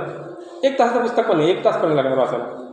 त्यामध्ये एक महान असण्याचं क्रायटेरिया बाबासाहेबांनी सांगितलं आहे. त्यावरती रानडेवरती आणि जिनावरती आणि गांधीवरती रानडेच्या बर्थडेचं बाबासाहेबांनी भाषण केलं आहे. आणि त्या रानडेनं असं म्हणतात की चौथा गुरु कोण असला पाहिजे, रानडे असले पाहिजे. आता आपले असतात काही लोक ते म्हणतात असे रानडे असले पाहिजे चौथे गुरु, पण त्याच भाषणात एक वृद्ध आपले बघा बाबासाहेब असं म्हणतात की मला शिकलं सवरल्यांनी धोका दिला, शिक्षण घेतलं त्यांनी, पण त्यांनी चळवळ माझी चालवली नाही. बाबासाहेब असं म्हणतात. बाबासाहेब असं केव्हा म्हणतात, जेव्हा बाबासाहेबांनी विलायतेला जी मला वाटतं 16 लोक विलायतेला शिक्षण घेण्यासाठी पाठवली, ती योजना नंतर बंद केली. राजगोपालचार्यांनी बंद केली ही योजना. 16 विद्यार्थी पाठवली, 17 विद्यार्थी पाठवला. तर बाबासाहेबांनी ॲडव्होकेट B.C. कांबळेंचं मी नाव तुम्हाला सांगताना विसरलो. सर्वोत्तम जर तुम्हाला चरित्र कोणाचं वाचायचं असेल तर B.C. कांबळेंचं वाचा. धनंजय किरांचं छोटं आहे, धनंजय किरांचं चरित्र छोटं आहे. B.C. कांबळेंचं चरित्र थोडं मोठं आहे, पण B.C. कांबळेंचं डिटेल चरित्र आहे. तुम्ही चाबक खैरमोडेंचं पण चरित्र वाचू शकता जर चरित्र तुम्हाला वाचायचं. चांगदेव भगवान खैरमोडे म्हणून 12 खंड आहेत चाबक खैरमोडेंचे. त्या 12 खंडामध्ये त्यांनी विस्तृत चाबक खैरमोडेंचं लिहिलेलं आहे. पण चाबक खैरमोडे जिवंत असताना त्यांचे मला वाटतं 3 खंड आले होते. नंतर महाराष्ट्र सरकारने चाबक खैरमोडेंचे 12 खंड प्रकाशित केले. खैरमोडे तुम्ही वाचू शकता, धनंजय कीर वाचू शकता, ॲडव्होकेट B.C. कांबळे वाचू शकता. हे आत्मवृत्त जर बाबासाहेब वाचायचं असेल तर त्यासाठी मी सांगत होतो. त्यानंतर विषय आपला बदलला की चौथा गुरु सांगितला रानडे. तर रानडेवरती मी तसं भाषण केलं. आता एखाद्या माणसाचा बड्डे आहे तर त्या बड्डेच्या दिवशी बोलू का काय माणूस कसा जन्माला आला, 100 लोकांचे पैसे घेतले आणि त्यांनी, किंवा जो पण असं आपण बोलू का त्या माणसाला, नाही बोलू. तो व्यसनी असो कसा असो, त्याच्या बड्डेचा आपण केक कापायला आलो तर आपण काय बोलतो, हा माणूस खूप चांगला आहे बाबा. बाबासाहेबांनी अलेक्झांडरशी तुलना केलेली आहे. कोणाची, रानडेंची अलेक्झांडरशी तुलना केली आहे. ते भाषण संपल्यानंतर आपला एक आंबेडकरी माणूस म्हातारा माणूस उठला. मी म्हणून म्हणतो शिकलेल्या माणसं कशी उठलेली आहेत. आणि मग म्हातारा माणूस काय विचारतो, तुम्ही अलेक्झांडरशी त्यांची तुलना केली, त्यांची समकालीन, रानडेंचे समकालीन कोण, महात्मा फुले रानडेंचे समकालीन माणसाशी तुम्ही तुलना करायला पाहिजे ना. तुलना करताना किंवा ज्ञानाने, मानाने आणि मनाने सम असलेल्या माणसाची समतुलना करता येते. जशी बाबासाहेबांनी केली बुद्धा की कार्ल मार्क्स, एकदम छोटी पुस्तक आहे. बाबासाहेबांनी तुलना केली बुद्धा की कार्ल मार्क्स. बुद्ध का स्वीकारला, कार्ल मार्क्स का नाकारलं हे आपल्याला माहिती असलं पाहिजे. कार्ल मार्क्स हिंसेकडे जातो, ही तुलना सांगतो. ह्यांच्याकडे कार्ल मार्क्स होतो म्हणून बाबासाहेबांनी कार्ल मार्क्स स्वीकारला नाही एका लाईनमध्ये. तर ही जी तुलना आहे ती मग तुम्ही म्हणे तो आजोबा म्हणतात की मी महात्मा फुलेंची समकालीन होती त्यांच्याशी का बरं तुलना केली नाही. बाबासाहेबांचे गुरु किती? 3. बाबासाहेबांचे उपास्य दैवत किती? उपास्य दैवत बाबासाहेबांचे 3. कोणते ते तुम्ही शोधा, मी सांगणार नाही. तर 3 बाबासाहेबांचे जसे गुरु, उपास्य दैवत बाबासाहेबांचे 3 होते. तर मग तो मात्र म्हणतो तुम्ही तुलना महात्मा फुलेंशी काय नाही केली. तर बाबासाहेब म्हणतात महात्मा फुलेंशी जर तुलना केली रानड्यांची, रानड्यांमध्ये काय राहील? रानड्यांमध्ये शिल्लक काय राहील जर त्यांची तुलना महात्मा फुलेंशी केली. महात्मा फुले डेंजर, मी डेंजर शब्द वापर. महात्मा फुलेंचं जे पुस्तक आहे ती डेंजर आहे. तर त्यांच्याशी तुलना केली तर बाबासाहेब म्हणतात रानड्यांमध्ये काय राहील. तर त्या रानड्यांना मग आपले असे विश्वगुरू, चौथा गुरु म्हणतात बाबासाहेब म्हणतात की हे आपले लोकसुद्धा मग डिफेम करण्यासाठी कधी कधी अज्ञानापोटी किंवा स्वार्थापोटी डिफेम करण्याच्या विरुद्ध पार्टीमध्ये किंवा विरुद्ध चळवळीमध्ये किंवा विरोधी प्रवाहामध्ये सामील होतात आणि मग आपली चळवळ मागे पडते. हे मला इथे तुम्हाला नमूद करायचं आहे. तर हा जो फाजीलपणा काही लोक करतात तर करायला नको. कारण दस्तूरखुद्द डॉक्टर बाबासाहेब आंबेडकरांनी सांगितले, मी कोणाच्या कृपेमुळे इथं आलेलो नाही, काँग्रेसनं कसं त्यांना पाठवलं नाही आहे, कसे मला टिळे लावले नाही, तर दस्तूरखुद्द डॉक्टर बाबासाहेब आंबेडकरांनी सांगितलेलं आहे. त्यानंतर मला थोडं पुढे जायचं आहे. सॉरी. तर जसं 46ला मग आता मी तुम्हाला प्रश्न विचारतो. समजा 42 ते 46 बाबासाहेब 4 खात्यांचे मंत्री होते. पण त्यावेळेला जर कोणाला स्वप्न जरी पडलं असतं, काय म्हणतो, स्वप्न जरी पडलं असतं की बाबासाहेब संविधान सभेचे किंवा कॉन्स्टिट्यूट असेंब्लीचे किंवा संविधानाचे शिल्पकार होतील, असं स्वप्नात पण कोणाला वाटलं नसतं त्यावेळेला. 46ला बाबासाहेब त्यावेळेला गांधींचं एक ज्या प्रकारे 2014ला मोदींचं एखादं साम्राज्य होतं. मी नेहमी म्हणतो, माझे विषय खूप बदलतात पण संदर्भ असतील कदाचित. मोदींना जसं मी म्हणतो की मोदी काय आहेत, गांधी आणि मोदी एकच आहेत. काय म्हणतो मी थेट म्हणतो गांधी आणि मोदी एकच आहेत. जसं मोदींचं साम्राज्य 2014ला होतं, एका हाती लोक भारावलेली होती, आता आहेत तरी माहिती मला, तसंच गांधींच्या दांडी चळवळ असेल, इतर जे चळवळी असतील त्या चळवळीमध्ये लोक भारावलेली होती. त्याप्रकारे आता गांधींचे आणि मोदींचे साम्य काय ते तुम्ही शोधा. गांधी चारित्र्यवादाचे समर्थक आहेत, मोदी संघवाले. गांधी अहिंसेला मानतात, गांधी बाहेर जाऊन बुद्धाला चांगले बोलतात, मोदी पण बाहेर जाऊन बुद्धाला आणि गांधीला चांगले बोलतात. गांधी कोणत्या देशातून, प्रदेशातून आले, कोणत्या राज्यातून आले? गुजरातमधून आले. मोदी कुठून आले? तर हे जे सगळे प्रकार आहेत, म्हणून मी गांधी आणि मोदींची तुलना यासाठी केली. जशी 2014ला मोदींचा एक प्रकारे पस्त होतं, तसं आता त्यावेळेला गांधींचं पस्त होतं. मग गांधींचं पस्त होतं तर त्यावेळेला कोणी प्रश्न विचारला असता, आंबेडकर नगरामध्ये जरी विचारला असता, भीमनगरमध्ये विचारला असता, रमाईनगरमध्ये विचारला असता, रेशीम बागेतला का विचारू, रेशीम बागेतले लोक म्हणतील नसतेच झाले संविधानाचे शिल्पकार. पण भीमाई किंवा आंबेडकर नगरमध्ये जरी 1946चा कोणी प्रश्न विचारला असता की बाबासाहेब संविधानाचे शिल्पकार झाले असते का, नसतं वाटलं, कोणा स्वप्नात पण नसतं आलं. पण मग बाबासाहेब का नसतं आलं तर 42 ते 46 बाबासाहेबांनी जे काम केलं, आणि 46ला मी जसं म्हटलं मगाशी, बाबासाहेबांच्या जीवनातला जे 2 पुस्तकं लिहितात त्यापैकी एक व्हॉट काँग्रेस आणि Gandhi done to the untouchable. गांधींनी आणि काँग्रेसने काय केलं हे कधी लिहिलं, बाबासाहेबांनी पुस्तक 46ला लिहिलं आहे. काँग्रेसला अक्षरशः बाबासाहेब प्रचंड विद्वान, प्रचंड अभ्यासू, संदर्भासहित आणि चिरफाड करण्याचं काम बाबासाहेबांनी 46 त्या व्हॉट काँग्रेस आणि Gandhi done to the untouchable, म्हणजे गांधी आणि काँग्रेसने अस्पृश्यांप्रती काय केले असं ते मराठीत आहे, त्यामध्ये लिहिलेलं आहे. असं पुस्तक लिहिल्यानंतर काँग्रेस भडकली. 46ला काँग्रेस भडकल्यानंतर काँग्रेसचे राजगोपालचारी, जी मी आत्ता म्हटलं की राजगोपालचारी 16 विद्यार्थ्यांना पाठवण्याची जी स्कॉलरशिप होती ती बंद केली, त्या राजगोपालचार्यांनी 35 पानांचं पुस्तक लिहिलेलं आहे. 35 पानांचं पुस्तक बाबासाहेबांनी काँग्रेसच्या विरोधाची पुस्तक लिहिली. त्यानंतर रिप्लाय म्हणून दिलेलं आहे. त्यानंतर त्या 35 पानांच्या पुस्तकाला राजगोपालचार्यांच्या, मला त्या पुस्तकाचं नाव पण आठवत नाही, ते कुठे भेटत पण नाही आहे, म्हणजे किती पॉप्युलर असेल त्याचा तुम्ही अंदाज लावू शकता. तर त्यानंतर मग त्या राजगोपालचार्यांच्या पुस्तकाला प्रतिउत्तर म्हणून E.V. रामस्वामी, कुठले E.V. रामस्वामी? E.V. रामस्वामी कुठले? E.V. रामस्वामी मद्रासचे. आपल्याला माहिती आहे E.V. रामस्वामी, आम्हाला काय गरज नाही E.V. रामस्वामी. म्हणून म्हणतो जेव्हा आपल्याला चळवळ समजून घ्यायची असेल, मी नेहमी असं म्हणतो की चळवळीचा वारा असेल, विज्ञानाचा वारा असेल, संगणकाचा वारा असेल, हे देशभर एका वेळेला येत असतं, जगभर एका वेळेला असतं. कोरोना व्हायरस आपल्याकडे झाला का? तुम्ही घरात बसा, कान बंद करून बसा, पुस्तक वाचू नका, न्यूज बघू नका, पण यायचं थांबेल का? यायचं नाही थांबू शकत. ज्या वेळेला फ्रेंच क्रांती आली, रिव्होल्युशन आलं, फ्रेंच रिव्होल्युशन, तुम्ही घरात बसले म्हणून जगभर फ्रेंच रिव्होल्युशन यायचं बंद झालं का? नाही झालं ना. ज्यावेळेला मार्क्सवाद जगभर आला ना जगभर, तुम्ही घरात बसा, मार्क्सवाद जगभर आला. म्हणून जेव्हा तुम्हाला एखादा बाबासाहेबांचा अभ्यास करायचा आहे, त्यामुळे तुम्हाला भारताचा अभ्यास करावा लागेल. मग तुम्हाला E.V. रामस्वामी वाचावे लागतील, तुम्हाला विवेकानंद सुद्धा वाचावे लागतील, तुम्हाला गांधीसुद्धा वाचावे लागतील, तुम्हाला आपल्या विहाराच्या लढ्याचे जे अनागारिक धम्मपाल आहेत, अनागारिक धम्मपाल वाचावे लागतील. हे वाचले पाहिजे त्यावेळेस. म्हणजे मी हे का सांगतो सगळ्यांची नावं, म्हणजे हा जो लढा आहे तो असा चालतो. तर या राजगोपालाचारींच्या पुस्तकाला प्रत्युत्तर कोणी दिलेलं आहे? E.V. रामस्वामीने. आता E.V. रामस्वामी कोण? मद्रासमधले. आता त्याची इम्पॅक्ट बघा, 2 मिनिटात मी इम्पॅक्ट सांगतो की इम्पॅक्ट काय रामस्वामीचा. रामस्वामीचा इम्पॅक्ट असा आहे की रामस्वामी म्हणजे मद्रासमधले महात्मा फुले. महात्मा फुले मी त्यांचं म्हणतो. रामस्वामी तसे, रामस्वामीचं काम काय?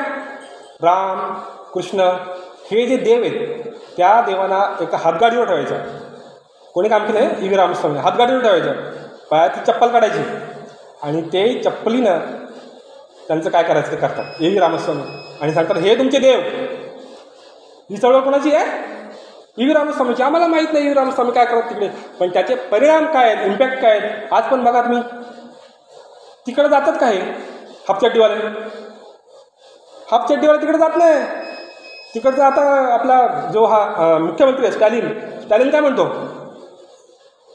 सनातन धर्म संपुष्टात आल्याशिवाय स्वातंत्र्य, समता आणि बंधुता प्रतिष्ठापन होऊ शकत नाही.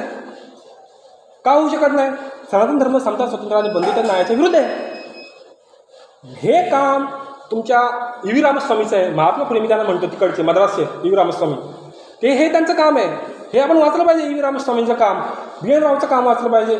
अनेक लोक आहेत, दादासाहेब खोब्रागडे असतील, यांचं काम आपण वाचलं पाहिजे. रामस्वामीचं हे काम आहे. त्यामुळे त्या पॅटर्नमध्ये तिकडच्या लढ्यामध्ये तुम्हाला नंतर तिकडे कॉम्रेड वगैरे आले, पण तिकडं आजसुद्धा हापचड्डीवाले तुम्हाला दिसणार नाही. त्याचं कारण ही जी विचारांची पेरणी आहे, 2-2, 3-3 पिढ्या खचलेले आहेत, स्वतःला गाडून घेतलेले आहेत. त्यावेळेला तिकडं तो विचारांचा लढा पेरलेला आहे, त्यावेळेला ते लढण्यासाठी सक्षम आहेत. म्हणून तिकडं सीट येत नाही. म्हणून मी म्हणतो धम्मकारण हे राजकारण आहे, हे समजून घेतलं पाहिजे. RPIने अगोदर धम्मकारण केलं. RPIच्या नंतर दादासाहेब काय करायचे? धर्मांतराचे मेळावे घ्यायचे. दादासाहेब आपले कल्याणचे धर्मांतराचे मेळावे घ्यायचे. पण धर्मकारण बंद झालं, राजकारण बंद झालं. भाजपचं राजकारण काय आहे? धर्मकारण आहे की राजकारण आहे? मी म्हणतो धर्मकारण आहे. नाव कोणाचं आहे राजकारणाचं? हे आपण समजून घेत नाही. धर्मकारण हेच राजकारण आहे.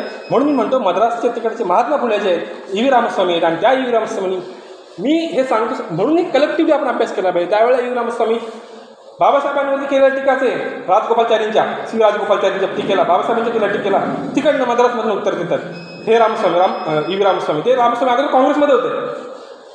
रामस्वामी काँग्रेसमध्ये होते. काँग्रेसमध्ये त्यांचे गांधींशी वाद झाले म्हणजे एकदा बोर्डिंगमध्ये तिकडच्या OBC समाजाला वेगवेगळं जेवण दिलं.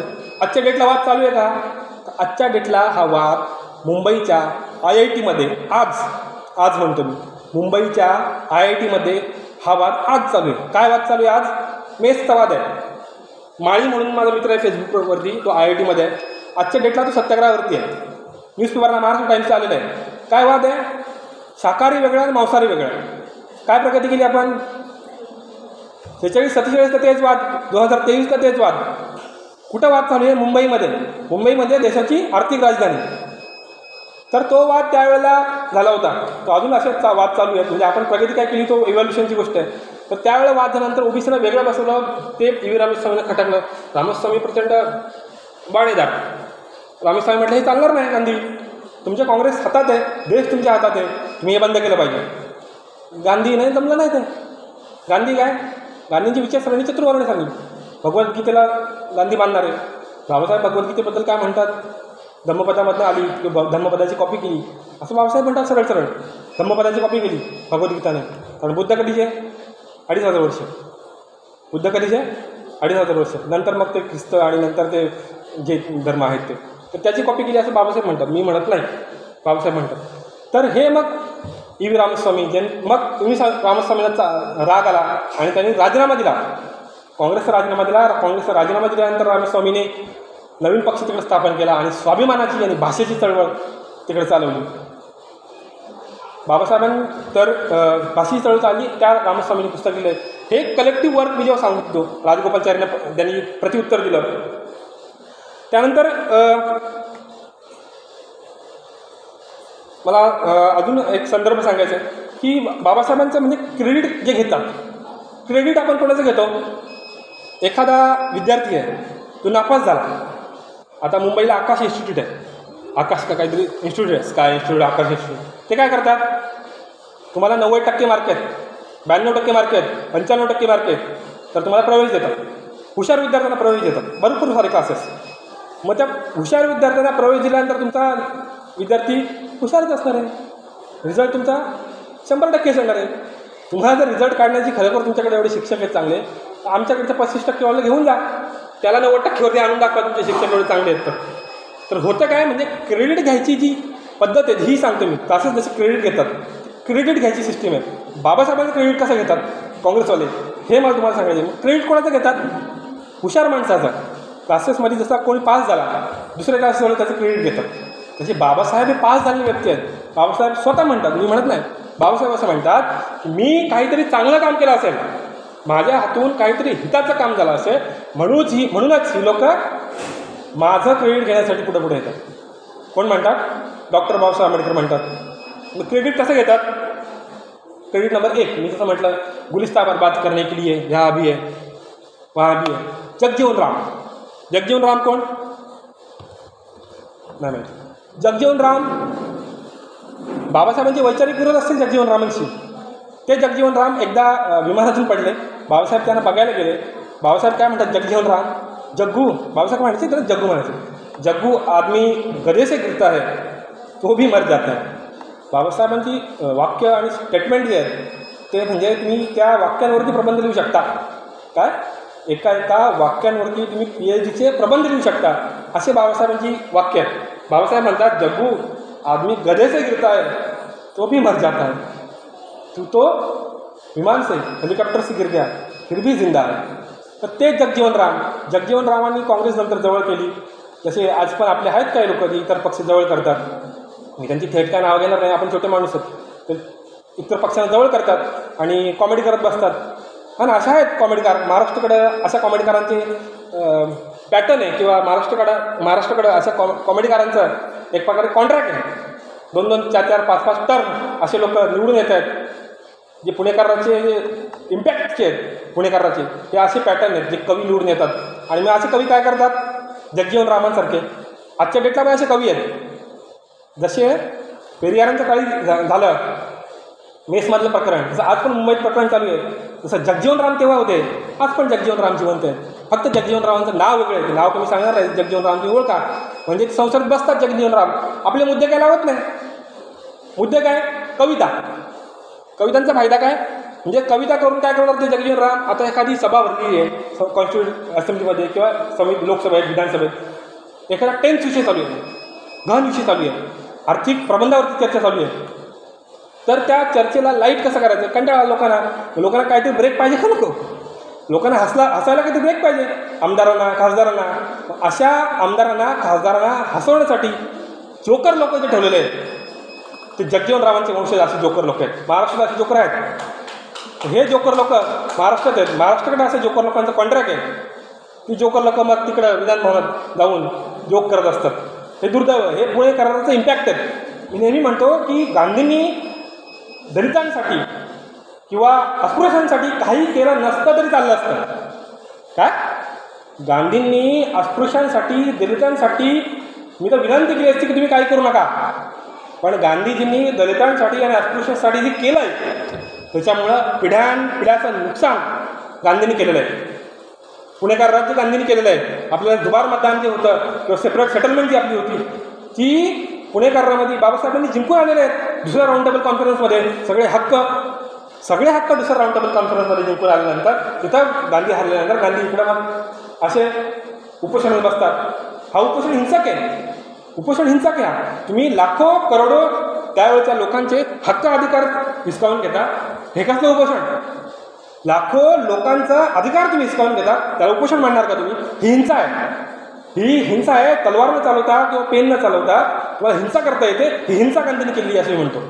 लाखो करोडो लोकांचे जे अधिकार हिसकावून घेतलेले आहेत, आजच्या डेटला आपले एवढे खासदार आहेत तेवढे खासदार आहेत ते बोलत नाही. हे पुणे पॅटर्नचे लोक आहेत. पुणेकरांना जे निपजलेल्या किंवा जन्माला आलेली जी प्रजाती आहेत, ह्या जोकर जे पॅटर्न आहेत, हे पॅटर्नच्या मुळं असं झालेलं आहे. तर ते जगजीवन रामाचे सारखे काही लोक महाराष्ट्राकडे जसे माहीत तसे ते जगजीवन रामांचा मी संदर्भ सांगितला. जगजीवन राम क्रेडिट घेतात. कोण घेतात? जगजीवन राम क्रेडिट घेतात. क्रेडिट घेताना कसं घेतात? स्वतः जगजीवन राम घेत नाही. जगजीवन रामांची पत्नी त्यांनी एक पुस्तक लिहिलं आहे आणि त्या पुस्तकाचा रेफरन्स कोणी दिला आहे? अरुण शौरींनी. अरुण शौरी काय म्हणतात की जगजीवन रामांच्या पत्नीने पुस्तक लिहिले आणि त्या पुस्तकामध्ये असं म्हटलं की जगजीवन रामांमुळं जगजीवन रामाने गांधींना सांगितलं आणि मग बाबासाहेब असे संविधान सभेत गेले. जगजीवन राम असं म्हणतात. त्याचा रेफरन्स कोणी दिला आहे? अरुण शौरीने. अरुण शौरी मोठे पत्रकार आहेत. रेफरन्स बघा कसा. पुस्तकाचं नाव काय? कही सुनी बाते. पुस्तकाचं नाव काय आहे? कही सुनी बाते. जगजीवन रावांच्या पत्नीचं पुस्तक कही सुनी बाते. आणि कही सुनी बाते तर रेफरन्स तुम्ही बाबासाहेबांना डिफेंड करण्यासाठी देणार. बाबासाहेब कोण? बाबासाहेब जिवंत असताना, जगातल्या जिवंत असताना बाबासाहेबांचं वाक्य आहे. बाबासाहेब जिवंत असताना 6 विद्वानांपैकी बाबासाहेब एक होते. हे बाबासाहेबांचं स्वतःचं भाषणामधलं वाक्य आहे. बाबासाहेब जिवंत असताना. नंतर ते सिम्बॉल ऑफ नॉलेज आणि नंतर मग ते कोलंबिया युनिव्हर्सिटीने जे सर्वे वगैरे केले ते नंतरचे. बाबासाहेब जिवंत असताना बाबासाहेब जगातल्या 6 विद्वानांपैकी एक विद्वान होते. त्यांना डिफेंड करण्यासाठी कोणाचा शौर्य रेफरन्स देतात? जगजीवन रामांच्या पत्नीच्या पुस्तकाचं नाव काय? कही सुनी बाते. म्हणजे ही डिफेंड करण्याची जी प्रक्रिया आहे, डिफेंड करण्याची, निंदा नारास्ती करण्याची जी ब्राह्मणी कावा आहे, हा हाणून पाडण्यासाठी नुसते प्रवचनांनी पारायण करून चालणार नाही. तर वर्तमानात राहून त्या पारायणातून आपण स्फूर्ती घेतली पाहिजे, आपण शिकलं पाहिजे आणि वर्तमानातून चालणार भविष्याकडे कसे चालवता येईल यासाठी आपण तयार असलं पाहिजे. मी नेहमी म्हणतो की संविधान आपण देव मानून ठेवलेलं आहे. काय केलं? संविधान आपण देव मानून ठेवलं आहे. वाचायचा पत्ता नाही. देव मानून ठेवले संविधानाला. संविधानामध्ये एवढे आर्टिकल आहेत, तेवढे आर्टिकल आहेत, वाचायचा पत्ता नाही. संविधानात देव मानण्यामुळे प्रॉब्लेम काय झाला आहे की संविधानामध्ये काय आर्टिकल आहेत बाबा ते आम्हाला माहीत नाही. देवत्व दिल्यामुळे. ठीक आहे. पुढच्या जगजीवन रामानंतर पुढे मी येतो की त्या 46 नंतर मी म्हटलं गांधींनी अशी टीका केली, गांधींवरती अशी टीका केली, काँग्रेसनं गांधी अनटचेबल. त्याचं प्रत्युत्तर दिलं जगजीवन रामांनी प्रत्युत्तर दिलं. शौरीनं जो पुटनेट रेफरन्स वापरला. त्यानंतर मग पटेल काय म्हणतात बाबासाहेबांना? पटेल म्हणतात कॉन्स्टिट्यूट असेंब्लीमध्ये, कधी 46 म्हणतात पटेल, कॉन्स्टिट्यूट असेंब्लीमध्ये पटेल जाहीर म्हणतात कॉन्स्टिट्यूट असेंब्लीमध्ये जर बाबासाहेबांना यायचं असेल तर संविधान सभेच्या दारं आणि खिडक्यासुद्धा आम्ही काय केलेल्या आहेत? बंद केलेल्या आहेत. पटेल कोण? गुजरातमध्ये त्यांचा पुतळा आहे. कुठला पुतळा आहे? गांधींच्या आणि मोदींच्या गुजरातमध्ये. कोणाचा पुतळा आहे? सरदार वल्लभभाई पटेल यांचा. आणि सरदार वल्लभभाईच्या सर्वात उंच त्या काहीतरी पुतळ्याची तुलना कोणाशी करतात? भगवान बुद्धांच्या पुतळ्याशी पटेलांच्या तुलना होते. न्यूजमध्ये आला असेल बुद्धांचा असं पुतळा दाखवतात आणि बाजूला पटेलांचा पुतळा मोठा आहे बाबा असं दाखवतात. जगात पुतळा आता मोठा होण्याचा आहे पटेलांचा. जगात बुद्धांचे अनेक पुतळे आहेत, उंच पुतळे आहेत. आत्ता पुतळा कोणाचा आहे? पटेलांचा म्हणे. पण पटेलांचं काम काय? हे असं काम. काय काम?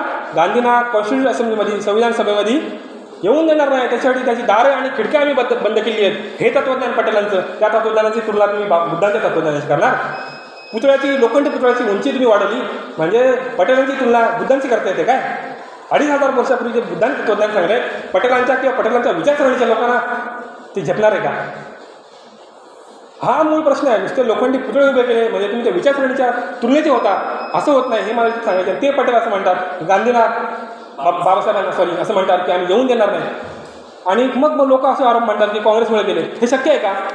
तर हे शक्य नाही आहे पटेलांमुळं. मग त्यानंतर बाबासाहेब, तुम्हाला माहिती मुंबईमधनं बाबासाहेब हारले. बाबासाहेबांना त्यावेळेला पक्ष होते शेड्यूल कास्ट फेडरेशन. जसं म्हटलं बाबासाहेबांना पक्ष होते schedule caste federation. Schedule caste फेडरेशनमधनं त्यावेळेला फक्त पूर्ण देशातनं 2 मेंबर निवडून आले. नंबर 1 बंडल, नंबर 2 BN राव, सॉरी त्यांचं राव मला वाटतं, ते मध्य प्रांतातून निवडून आले आणि बंगालमधनं मंडल निवडून आले. 2 फक्त शेड्यूल कास्ट फेडरेशनचे मेंबर निवडून आले. बाबासाहेब मात्र काय मुंबईतून निवडून आले नाही. पहिल्यांदा आपण काय करतो तर समजून घेतलं आहे, बाबासाहेब निवडून आले म्हणजे काय झालं, आमदार झाले का बाबासाहेब, किंवा जे मंडल निवडून आले, मंडळ आमदार झाले का, तर नाही आहे. निवडून येण्याची प्रक्रिया आपण समजून घेतली पाहिजे. निवडून येण्याची प्रक्रिया काय आहे की जे लोक अगोदर येऊन आमदार झालेले आहेत, त्यावेळेला तुमचं गुजरात आणि मुंबई एक प्रांत होता, तुम्हाला कल्पना असेल त्याची, कारण आपलं महाराष्ट्र कधी स्वतंत्र झाला 1960ला, बरोबर. 1 मे 1960ला जे महाराष्ट्राच्या उदाहरणाने बलिदान दिलं, त्याच्यानंतर महाराष्ट्र स्वतंत्र झाला 1960ला. त्यावेळेला मात्र 46च्या वेळेला मुंबई आणि एकत्र होतं प्रांत. त्यावेळेला काही बाबासाहेब निवडून आले नाही. का निवडून आले तर काँग्रेसचे पटेल हे असे निवडून आले नाही. बाबासाहेब त्यावेळेला खचले एक प्रकारे. बाबासाहेब निवडून आले नाही 46ला. बाबासाहेब 46ला पुस्तक लिहितात. दुसरं कोणतं पुस्तक लिहितात तर बाबासाहेब पुस्तक लिहिलेलं आहे की बाबासाहेब खचले आणि त्यांना वाटतं आता मी काय संविधान सभेत जाऊ शकत नाही. पराभव झाल्यानंतर बाबासाहेबांनी संविधानाचा ड्राफ्ट दिलेला आहे. पुस्तकाचं नाव तुम्ही शोधा, मला सांगा त्या पुस्तकाचं नाव काय आहे. बाबासाहेबांनी ड्राफ्ट दिलेलं आहे. त्या ड्राफ्टमध्ये 70 करार आहेत. किती? 70 करार आहेत. मी म्हणतो आंबेडकरी होण्याचे त्यांचे क्रायटेरिया काय असले पाहिजे, तुम्हाला हे माहिती असलं पाहिजे आंबेडकरांचे काय हक्क मागितले त्यांनी. 70 पैकी किती आले आपल्याकडे? 7. बाबासाहेबांनी 70 मागण्या जे केल्या आहेत. बाबासाहेबांनी मी क्रिप्स कमिशन, सायमन कमिशन असं लेखी निवेदनं दिली आहेत. तर तसं बाबासाहेबांनी जेव्हा वाटलं आपण संविधान सभेत जाऊ शकत नाही, त्यावेळेला बाबासाहेबांनी संविधान सभेत जाता येत नाही म्हणून काय नाही, बाबा हे तरी घ्या, आमच्या हे मागण्या आहेत, हे स्वीकारा, आमचा प्रतिनिधी नाही आहे. मग ते पुस्तक बाबासाहेबांनी दिलेलं आहे. त्या पुस्तकाचं नाव तुम्ही शोधा आता घरी जाऊन किंवा गुगलवरती शोधा, म्हणजे तुम्हाला कळेल. छोटं पुस्तक आहे, एकदम 40-50 पानांचं छोटं पुस्तक आहे. ते बाबासाहेबांच्या मागण्या आहेत. त्या पूर्ण किती झाल्या त्या वेगळ्या गोष्टी आहेत. तर आंबेडकरी होण्याचा हा क्रायटेरिया. त्यानंतर मग बाबासाहेबांनी पुस्तक दिलं. आता मग काय करायचं, हरले बाबासाहेब संविधान सभेत जाणार कसं. तर जे शेड्यूल कास्ट फेडरेशनचे लोक निवडून आले 2, त्या म्हणून म्हटलं चळवळ अशी बघितली पाहिजे पूर्ण देशभर. कारण मंडळांनी बोलवलं बाबासाहेबांना, पत्र लिहिलं बाबासाहेबांना, तुम्ही खचून जाऊ नका, तुम्ही इकडे या. हु इज द मंडल कोण आहे? मंडल त्यावेळेच्या बंगालमध्ये. बंगाल काय होतं त्यावेळेला? बंगाल 7वीच्या पुस्तकात आपण वाचलं आहे ना, बंगालची कशी विभाजन कसं झालं बंगालचं. बंगाल मोठा होता त्यावेळेला. बंगालचा भरपूर साठा जो बंगाल आहे त्यावेळेला, बंगाल म्हणा त्यावेळेला मोठा होता. बंगालचा खूप सारा भाग त्यावेळेला आत्ता पाकिस्तानमध्ये गेला, किंवा सॉरी पाकिस्तानमध्ये गेला, बरोबर, पाकिस्तानमध्ये गेला आणि दुसऱ्या बांगलादेशमध्ये गेला. 2 राष्ट्रामध्ये बंगालचा खूप सारा भाग गेलेला आहे. त्यावेळेला बंगाल खूप मोठा होता. त्यावेळेला मंडल तिकडे निवडून आले होते. शेड्यूल कास्ट फेडरेशनच्या 2 देश निवडून आले. मंडलांनी त्यांनी तिकडे पत्र पाठवून बोलवल्यानंतर बाबासाहेब तिकडे गेले, कारण बाबासाहेब पर्याय नाही आहे. बाबासाहेब खचलेले आहेत. बाबासाहेबांना काही करून संविधान सभेत जायचं आहे. म्हणून म्हटलं बाबासाहेबांचे वाक्य तुम्ही बाबासाहेब वाचले तर बाबासाहेब कधी अशी भूमिका घेतात, अशी म्हणजे डोलायमान. कारण बाबासाहेबांची प्रायोरिटी काय आहे? Safeguard of the schedule caste and schedule tribe. Schedule caste आणि शेड्यूल ट्राईबचे जे हक्क आहेत, अधिकार आहेत, ते मी कोणत्या परिस्थितीत मिळवून दाखवणार, तर ते मिळवता मला आलं नाही माझ्या आयुष्यात, ते स्वतःला गोळी मारून मी ते मिळवून देणं. बाबासाहेबांनी काही काम केलं का दुसरा? बाबासाहेब शिक्षक झाले, बाबासाहेब क्लार्क झाले का? बाबासाहेब बॅरिस्टर झाले नाही झाले. चळवळीचं तत्वज्ञान समजून घ्यायचे ना, ज्याला चळवळीचं तत्वज्ञान समजून घ्यायचे, ज्याला चळवळ उभी करायचं आहे, त्यांनी चळवळीतून हे शिकलं पाहिजे. फुलेंकडनं किंवा आंबेडकरांकडनं. बाबासाहेब जेव्हा लहान होते, लहान म्हणजे बाबासाहेब PhD पण केली नव्हती 13ला, जेव्हा लाल बाल पाल होते, तेव्हा लाल बाल पाल त्याने विचारायला गेले होते. कोणाला? बाबासाहेबांना, की तुम्ही या स्वातंत्र्य चळवळीत, क्रांतिकारी चळवळीत सहभाग व्हा. बाबासाहेब बोलले नाही. काय बोलले बाबासाहेब? रेफरन्स. बाबासाहेब बोलले नाही, मी येणार नाही चळवळी. त्या चळवळीच्या स्वातंत्र्यासोबत सामाजिक चळवळीसाठी काय करणार आहेत ते? तो जर पाय असेल तर मी त्या चळवळीत येईल. कधी जाईल मी बाबासाहेबांच्या विद्यार्थी दशेतला. बाबासाहेबांनी नोकरी नाही केली, पोरांची कामं केली का?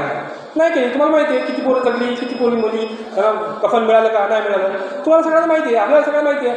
कार्यक्रम झाला, वडापाव भेटला, समोसा भेटला, खीर भेटली, झाला. बाबासाहेबांनी किती मुलं गमावली, त्यांचं एम काय होतं, किती कोणत्या वयात होतं, सावित्री फुलेंचं वय किती होतं, तेव्हा त्यांचं एम काय होतं, त्यांनी 13 वर्ष शाळा कशी काढली, कधी एम होतं त्यांचं, 35-40 झालं तेव्हा तेवढं त्यांचं एम नव्हतं.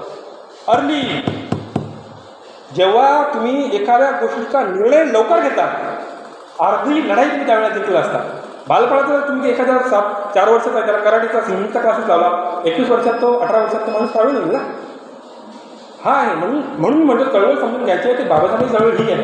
निर्णय अगोदर घेतला त्यांनी, मला काय करायचं चळवळी. फुलेंनी निर्णय अगोदर घेतला 9 वर्ष वेळेला, 9 वर्ष. शिवाजी महाराजांनी 16 वर्ष. निर्णय बघा, हे निर्णय अगोदर घेतले म्हणून त्यांची जी प्रक्रिया. आपण 35-40-70 वर्षानंतर धमाची चळवळ, मी चळवळ करेन कधी रिटायर झालं. अरे भाऊ गळकुड काय बघतील तुझे, चळवळ करीत मी कधी संडेला आपली काळी पिशवी. अशी पार्ट टाईम चळवळ चालत नाही. चळवळीसाठी अर्ली डिसिजन्स घ्यावे लागतात. हे चळवळीतून आपण शिकलं पाहिजे, अर्ली डिसिजन. नंबर 2 काय चळवळीतून शिकलं पाहिजे. महात्मा फुले कोण होते, तर मी तिथं मुंबईच्या प्राईम एरियामध्ये ऑफिसला होतो. त्या प्राईम एरियाच्या बाजूला महात्मा फुलेने बांधलेली बिल्डिंग होती. कोणी बांधलेली बिल्डिंग, टाइम्स ऑफ इंडियाची बिल्डिंग जी आहे महात्मा फुलेंनी बांधलेली. मुंबईचं जे CST आहे त्याचा कॉन्ट्रॅक्ट कोणाचा आहे, महात्मा फुलेंचा आहे. महात्मा फुले आपल्या सगळ्यांना माहिती आहे की आजच्या डेटला जे टाटा आणि बिर्लाचं नेटवर्क आहे, किती नेटवर्क, टाटाचं तर नेटवर्क आजच्या डेटला समजा 500 करोड आहे, 1000 करोड आहे वर्षाला. त्या नेटवर्कपेक्षा जास्त नेटवर्क त्यावेळेला महात्मा फुलेंचं होतं. महात्मा फुले कसं पांडू नव्हतं कोणी, असं आला टिकली मारून गेला. हे स्ट्रेंथ आहे. म्हणजे चळवळ चालवण्यासाठी तुम्हाला शिक्षण असलं पाहिजे, अर्ली डिसिजन असलं पाहिजे, आर्थिक सत्ता असली पाहिजे. बाबासाहेब सामान्य होते का, नाही. कोणी तोडीतच नाही. कॉन्स्टिट्यूट असेंब्लीमध्ये तोडीतच नाही. फुले सामान्य होते का, तोडीतच नाही. फुलांच्या तोडीतच नाही. महात्मा फुले ज्या ताकदीचे 100 बॉडीगार्ड कोणाचे, महात्मा फुलेंचे. ही पॉवर होती. मी चळवळ चालवण्यासाठी तुमची ही पॉवर असते पाहिजे. हे आपण चळवळीकडून सांगितलं पाहिजे. चळवळीमध्ये पुणे करार झाला, हे काळामध्ये झालं, हे सांगत का हा माझ्या नाही. चळवळीचं नवीन रोपण करण्यासाठी तुम्हाला हे चळवळीतून शिकावं लागेल. अर्ली डिसिजन, आर्थिक आणि इकॉनॉमिकल स्टडीज जे आहेत त्या तुम्ही अगोदर केल्या पाहिजेत. तर ही चळवळ तुम्ही सांगत होतो. त्यानंतर मी कमांडरला मी विषय विसरलो करतो. टाईम होतो आहे का, सॉरी. मी 10 मिनटात संपवतो. तर शेवटचं एक 10 मिनटं सांगतो फक्त, जे मुख्य चळवळ आपल्याला समजून घ्यायची आहे. मी महाराष्ट्रातल्या कोणत्याही चळवळीवरती बोलत नाही आहे. मी बंगालच्या चळवळीबद्दल बोलतो आणि 10 मिनटात संपवतो की बाबासाहेब कसे गेले संविधान सभेमध्ये. तर बाबासाहेब गेले, तर जेव्हा त्यांना पत्र आलं, 2 आमदार होते, पत्र आलं, बाबासाहेब तिकडे गेले. बाबासाहेब राहिले तर त्या वस्तीचं नाव आहे लकडी पूल वस्ती, वस्ती क्रमांक 4. लकडी पूल वस्ती क्रमांक 4 मध्ये बाबासाहेब त्यावेळेला राहिले. निवडून कोण देणार, लोक निवडून देणार नाही आहेत. जी लोक निवडून आलेली आहेत, आमदार आहेत, ते लोक निवडून देणार आहेत. कॉन्स्टिट्यूट असेंब्लीमध्ये आहे. ही निवडणुकीची प्रक्रिया आहे. लोकांना वाटतं बाबासाहेब निवडून आले मग लोकांनी बदला दिली, असं नाही. जे निवडून आलेले आमदार आहेत, शेड्यूल कास्टचे 2च आले होते, त्यामुळे तिकडे गेले. ते लोक आता तिकडे निवडून द्यायचे. मंडळ म्हणतात, मी अरेंजमेंट करतो. किमान 4, काही पुस्तकात 5 आहेत, 4-5 आमदारांनी वोट दिलं पाहिजे तर ते निवडून येतील. ही प्रोसेस आहे त्यावेळेला. 4-5 लोकांनी वोट दिलं पाहिजे आमदारांनी, तर ते निवडून येतील. मग बाबासाहेब लकडी चाळमध्ये राहिले. आता काँग्रेसने काय केलं म्हणजे लकडी चाळीमध्ये, ज्या चाळीमध्ये बाबासाहेब राहिले, जो वोटिंग एरिया होता, तो वोटिंग एरिया लकडी चाळ काँग्रेसच्या लोकांनी जाळलेला आहे. काय केलं, ती वस्ती, दलितांची जी वस्ती आहे ती काँग्रेसच्या लोकांनी जाळलेली आहे. हे काँग्रेसचं काम आहे. लोक काय सांगतात, काँग्रेसने निवडून दिलं त्यांना. लकडी चाळ पूल क्रमांक 4ची वस्ती आहे. नमोशूद्र म्हणून तिकडची लोक आहेत. इकडची शूद्र आहेत, तिकडची नमोशूद्र आहेत. तिकडच्या लीडरचं नाव आहे बुद्धसिंह महानाल असं नाव आहे. त्याचं नाव पण काय त्याचं त्यावेळेला बुद्धसिंह म्हणून नाव आहे. तो तिकडचा लीडर होता तर त्या चाळीचा. तर ती चाळ काँग्रेसने जाळून टाकलेली आहे. त्यानंतर मग जेव्हा आता मी शॉर्टमध्ये घेतो, तर त्यानंतर जेव्हा वोटिंग करायचा पिरियड आला, तिकडचं विधानभवन येतं. विधानभवनाला या नमोशूद्रांनी, म्हणून मी सांगितलं बंगाल त्यावेळेला खूप मोठं होतं. नमोशूद्रांची त्यावेळेला पॉप्युलेशन तिकडं खूप होतं. त्या नमोशूद्रांनी पंजाबी दलित आणि बंगाली दलित यांनी मिळून त्या विधानभवनाला घेरा घातलेला आहे. नुसता बुद्धाम शरणम गच्छामी, धम्मम शरणम गच्छामी असं बोलून राजकीय चळवळ, अधिकाराची चळवळ चालत नाही. अहिंसेचं तत्वज्ञान बाबासाहेबांनी क्लिअर सांगितलेलं आहे. कुठं सांगितलं आहे, बुद्ध आणि धर्मामध्ये अहिंसेची डेफिनेशन केली आहे बाबासाहेब. किंवा आता तुम्ही काय केली मी सांगणार नाही. बाबासाहेबांनी केली अहिंसेची डेफिनेशन. तर बुद्धम शरणम गच्छामी, धम्मम शरणम गच्छामी करून होणार नाही. तर त्यांनी काय केलं, त्या विधानभवनाला घेराव घातला. जो बुद्धसिंह का म्हणतो, मग तो बुद्धसिंह म्हणजे पंजाबी, तिकडचं नमोशूद्र. त्यांनी त्यांच्याकडे खुराण असतं, खुरपण असतं, खुरपण म्हणजे शस्त्र असतं चाकूसारखं. कुरपण असा फिरवायचा तो, अगर डॉक्टर आम्बेडकर विधान भवन के इस कॉन्स्टिट्यूशन असेंबली के इलेक्शन में जीत नहीं गए तो गद्दारों को हम जीने नहीं देंगे. काय म्हणतो तो, गद्दारों को हम जीने नहीं देंगे असं कुरपण फिरवायचा. एका पोलिसावरती त्यांनी देखील अटॅक केलं आहे. नंतर त्या बुद्धसिंहाचं काय झालं, दुर्दैवी अंत झाला, ती गोष्ट वेगळी आहे. पण मला असं म्हणायचे, आपण फक्त चौदार तळ्याचा लढा बघतो. आपलं जर त्या बुद्धसिंहाने ती चळवळ चालवली नसती, जर ती बंगालमध्ये चळवळ चालली नसती, तर आपण विधान भवनामध्ये बाबासाहेबांना बघू शकलो नसतो. ही तिकडची देणे, ही तिकडची चळवळी, ही पण आपण कधीतरी समजून घेतली पाहिजे. त्या बुद्धसिंहाची कशा हत्या झाली, तिकडची लकडी चाळ क्रमांक 4 कशी जाळून टाकली, त्यानंतर जे बाबासाहेबांना वोट देणार होते, त्या वोट देणाऱ्या आमदारांना काँग्रेसने कसं किडनॅप केलं काँग्रेसने कसं किडनॅप केलं. जे अँग्लो इंडियनचा सभासद होता त्याला पैसे देऊन कसा बहिष्कार टाकायला लावला वोटिंगवरती. जो किडनॅप केलेला मंडल मंत्री होते त्यावेळेला मुस्लिम लीगच्या तिकडच्या राज्यात, मंडळाने सोडवला एक आमदार जो किडनॅप झालेला. पण किडनॅप केलं म्हणजे हे काम काँग्रेसचं आहे, लकडी चाळ जाण्याचं काम काँग्रेसचं आहे, किडनॅप करायचं आमदाराचं काम काँग्रेसचं आहे. आणि ते काँग्रेसला जर श्रेय संविधान सभेत बाबासाहेब देण्यात देत असाल तर ते चुकीचं आहे, हे आपण समजून घेतलं पाहिजे. मी त्या लोकांची आता नावं सांगत बसत नाही. शेवटची 1-2 मिनटं मी सांगतो आणि थांबतो. तर तुम्हाला माहिती आहे की आपली पार्टिशन पॉलिसी होती. पार्टिशन पॉलिसीचा मध्ये भेद केला. 54% हिंदू होते. पार्टिशन पॉलिसीचा रूल होता की 50%पेक्षा जास्त हिंदू असतील तो प्रदेश भारतात आला पाहिजे. बाबासाहेब ज्या प्रदेशातून निवडून आले तो प्रदेश काही जाळला गेला आणि काही पाकिस्तानमध्ये द्वेष म्हणून काय केला, पाकिस्तानामध्ये टाकला. 54% हिंदू असताना अगेन्स्टचा रूल, पार्टिशन पॉलिसीचा अगेन्स्ट रूल तिकडं पाकिस्तानमध्ये टाकला. म्हणजे बाबासाहेबांचं प्रतिनिधित्व आहे ते संपवण्याचं काम काँग्रेसने केलेलं आहे. त्या अगोदर बाबासाहेबांनी पहिलं भाषण बाबासाहेबांनी दिलं आहे तोपर्यंत. त्यानंतर बाबासाहेबांचं प्रतिनिधित्व संपुष्टात आलेलं आहे. ही दुसरी प्रक्रिया झाली. मुंबईतला निवडून आले नाही आहे, त्यानंतर तिकडे गेले बंगालमध्ये, तिकडनं हा सगळा इतिहास झाला. तिकडनं मग ते निवडून आले. निवडून आल्यानंतर हा प्रकार केला. 54% हिंदू असून पण तिकडे टाकला तो प्रदेश पाकिस्तानमध्ये. आणि त्यानंतर बाबासाहेब तिसऱ्यांदा निवडून आले मुंबईमधनं. ते कशी निवडून आले तर बाबासाहेबांना कशी निवडून आले तिसऱ्यांदा तर बाबासाहेबांचं इंटरनॅशनल कनेक्शन जे आहे, बाबासाहेबांचं इंटरनॅशनल कनेक्शन त्यावेळेच्या ब्रिटनचे पंतप्रधान किंवा माउंट बॅटन जे आहेत जे प्रमुख होते भारतामध्ये इंग्रजांचे, त्यांच्याशी बाबासाहेबांचे संबंध होते. आणि त्यांच्याशी बाबासाहेबांनी पत्रव्यवहार केलेला आहे. बाबासाहेबांनी त्यांच्याशी पत्रव्यवहार केलेला आहे आणि त्यांनी सांगितलेलं आहे की मी निवडून आलेला आहे, माझ्यावरती अन्याय झालेला आहे, निवडून आल्यानंतर देखील मला माझं प्रतिनिधित्व दिलेलं नाही. त्यानंतर इंग्रजांच्या दबावाला बळी पडून नाईलाज असतो काँग्रेसने बाबासाहेबांना संविधान सभेमध्ये घेतलेलं आहे. मला वाटतं उशीर खूप झालेला आहे. मी इथं थांबतो. माझ्याकडनं जर मी जसं म्हटलं माझ्याकडनं हा पहिलाच प्रयत्न होता. मी प्रयत्न केला माझ्याकडून काही इतिहासातील तथ्य सांगण्याचा.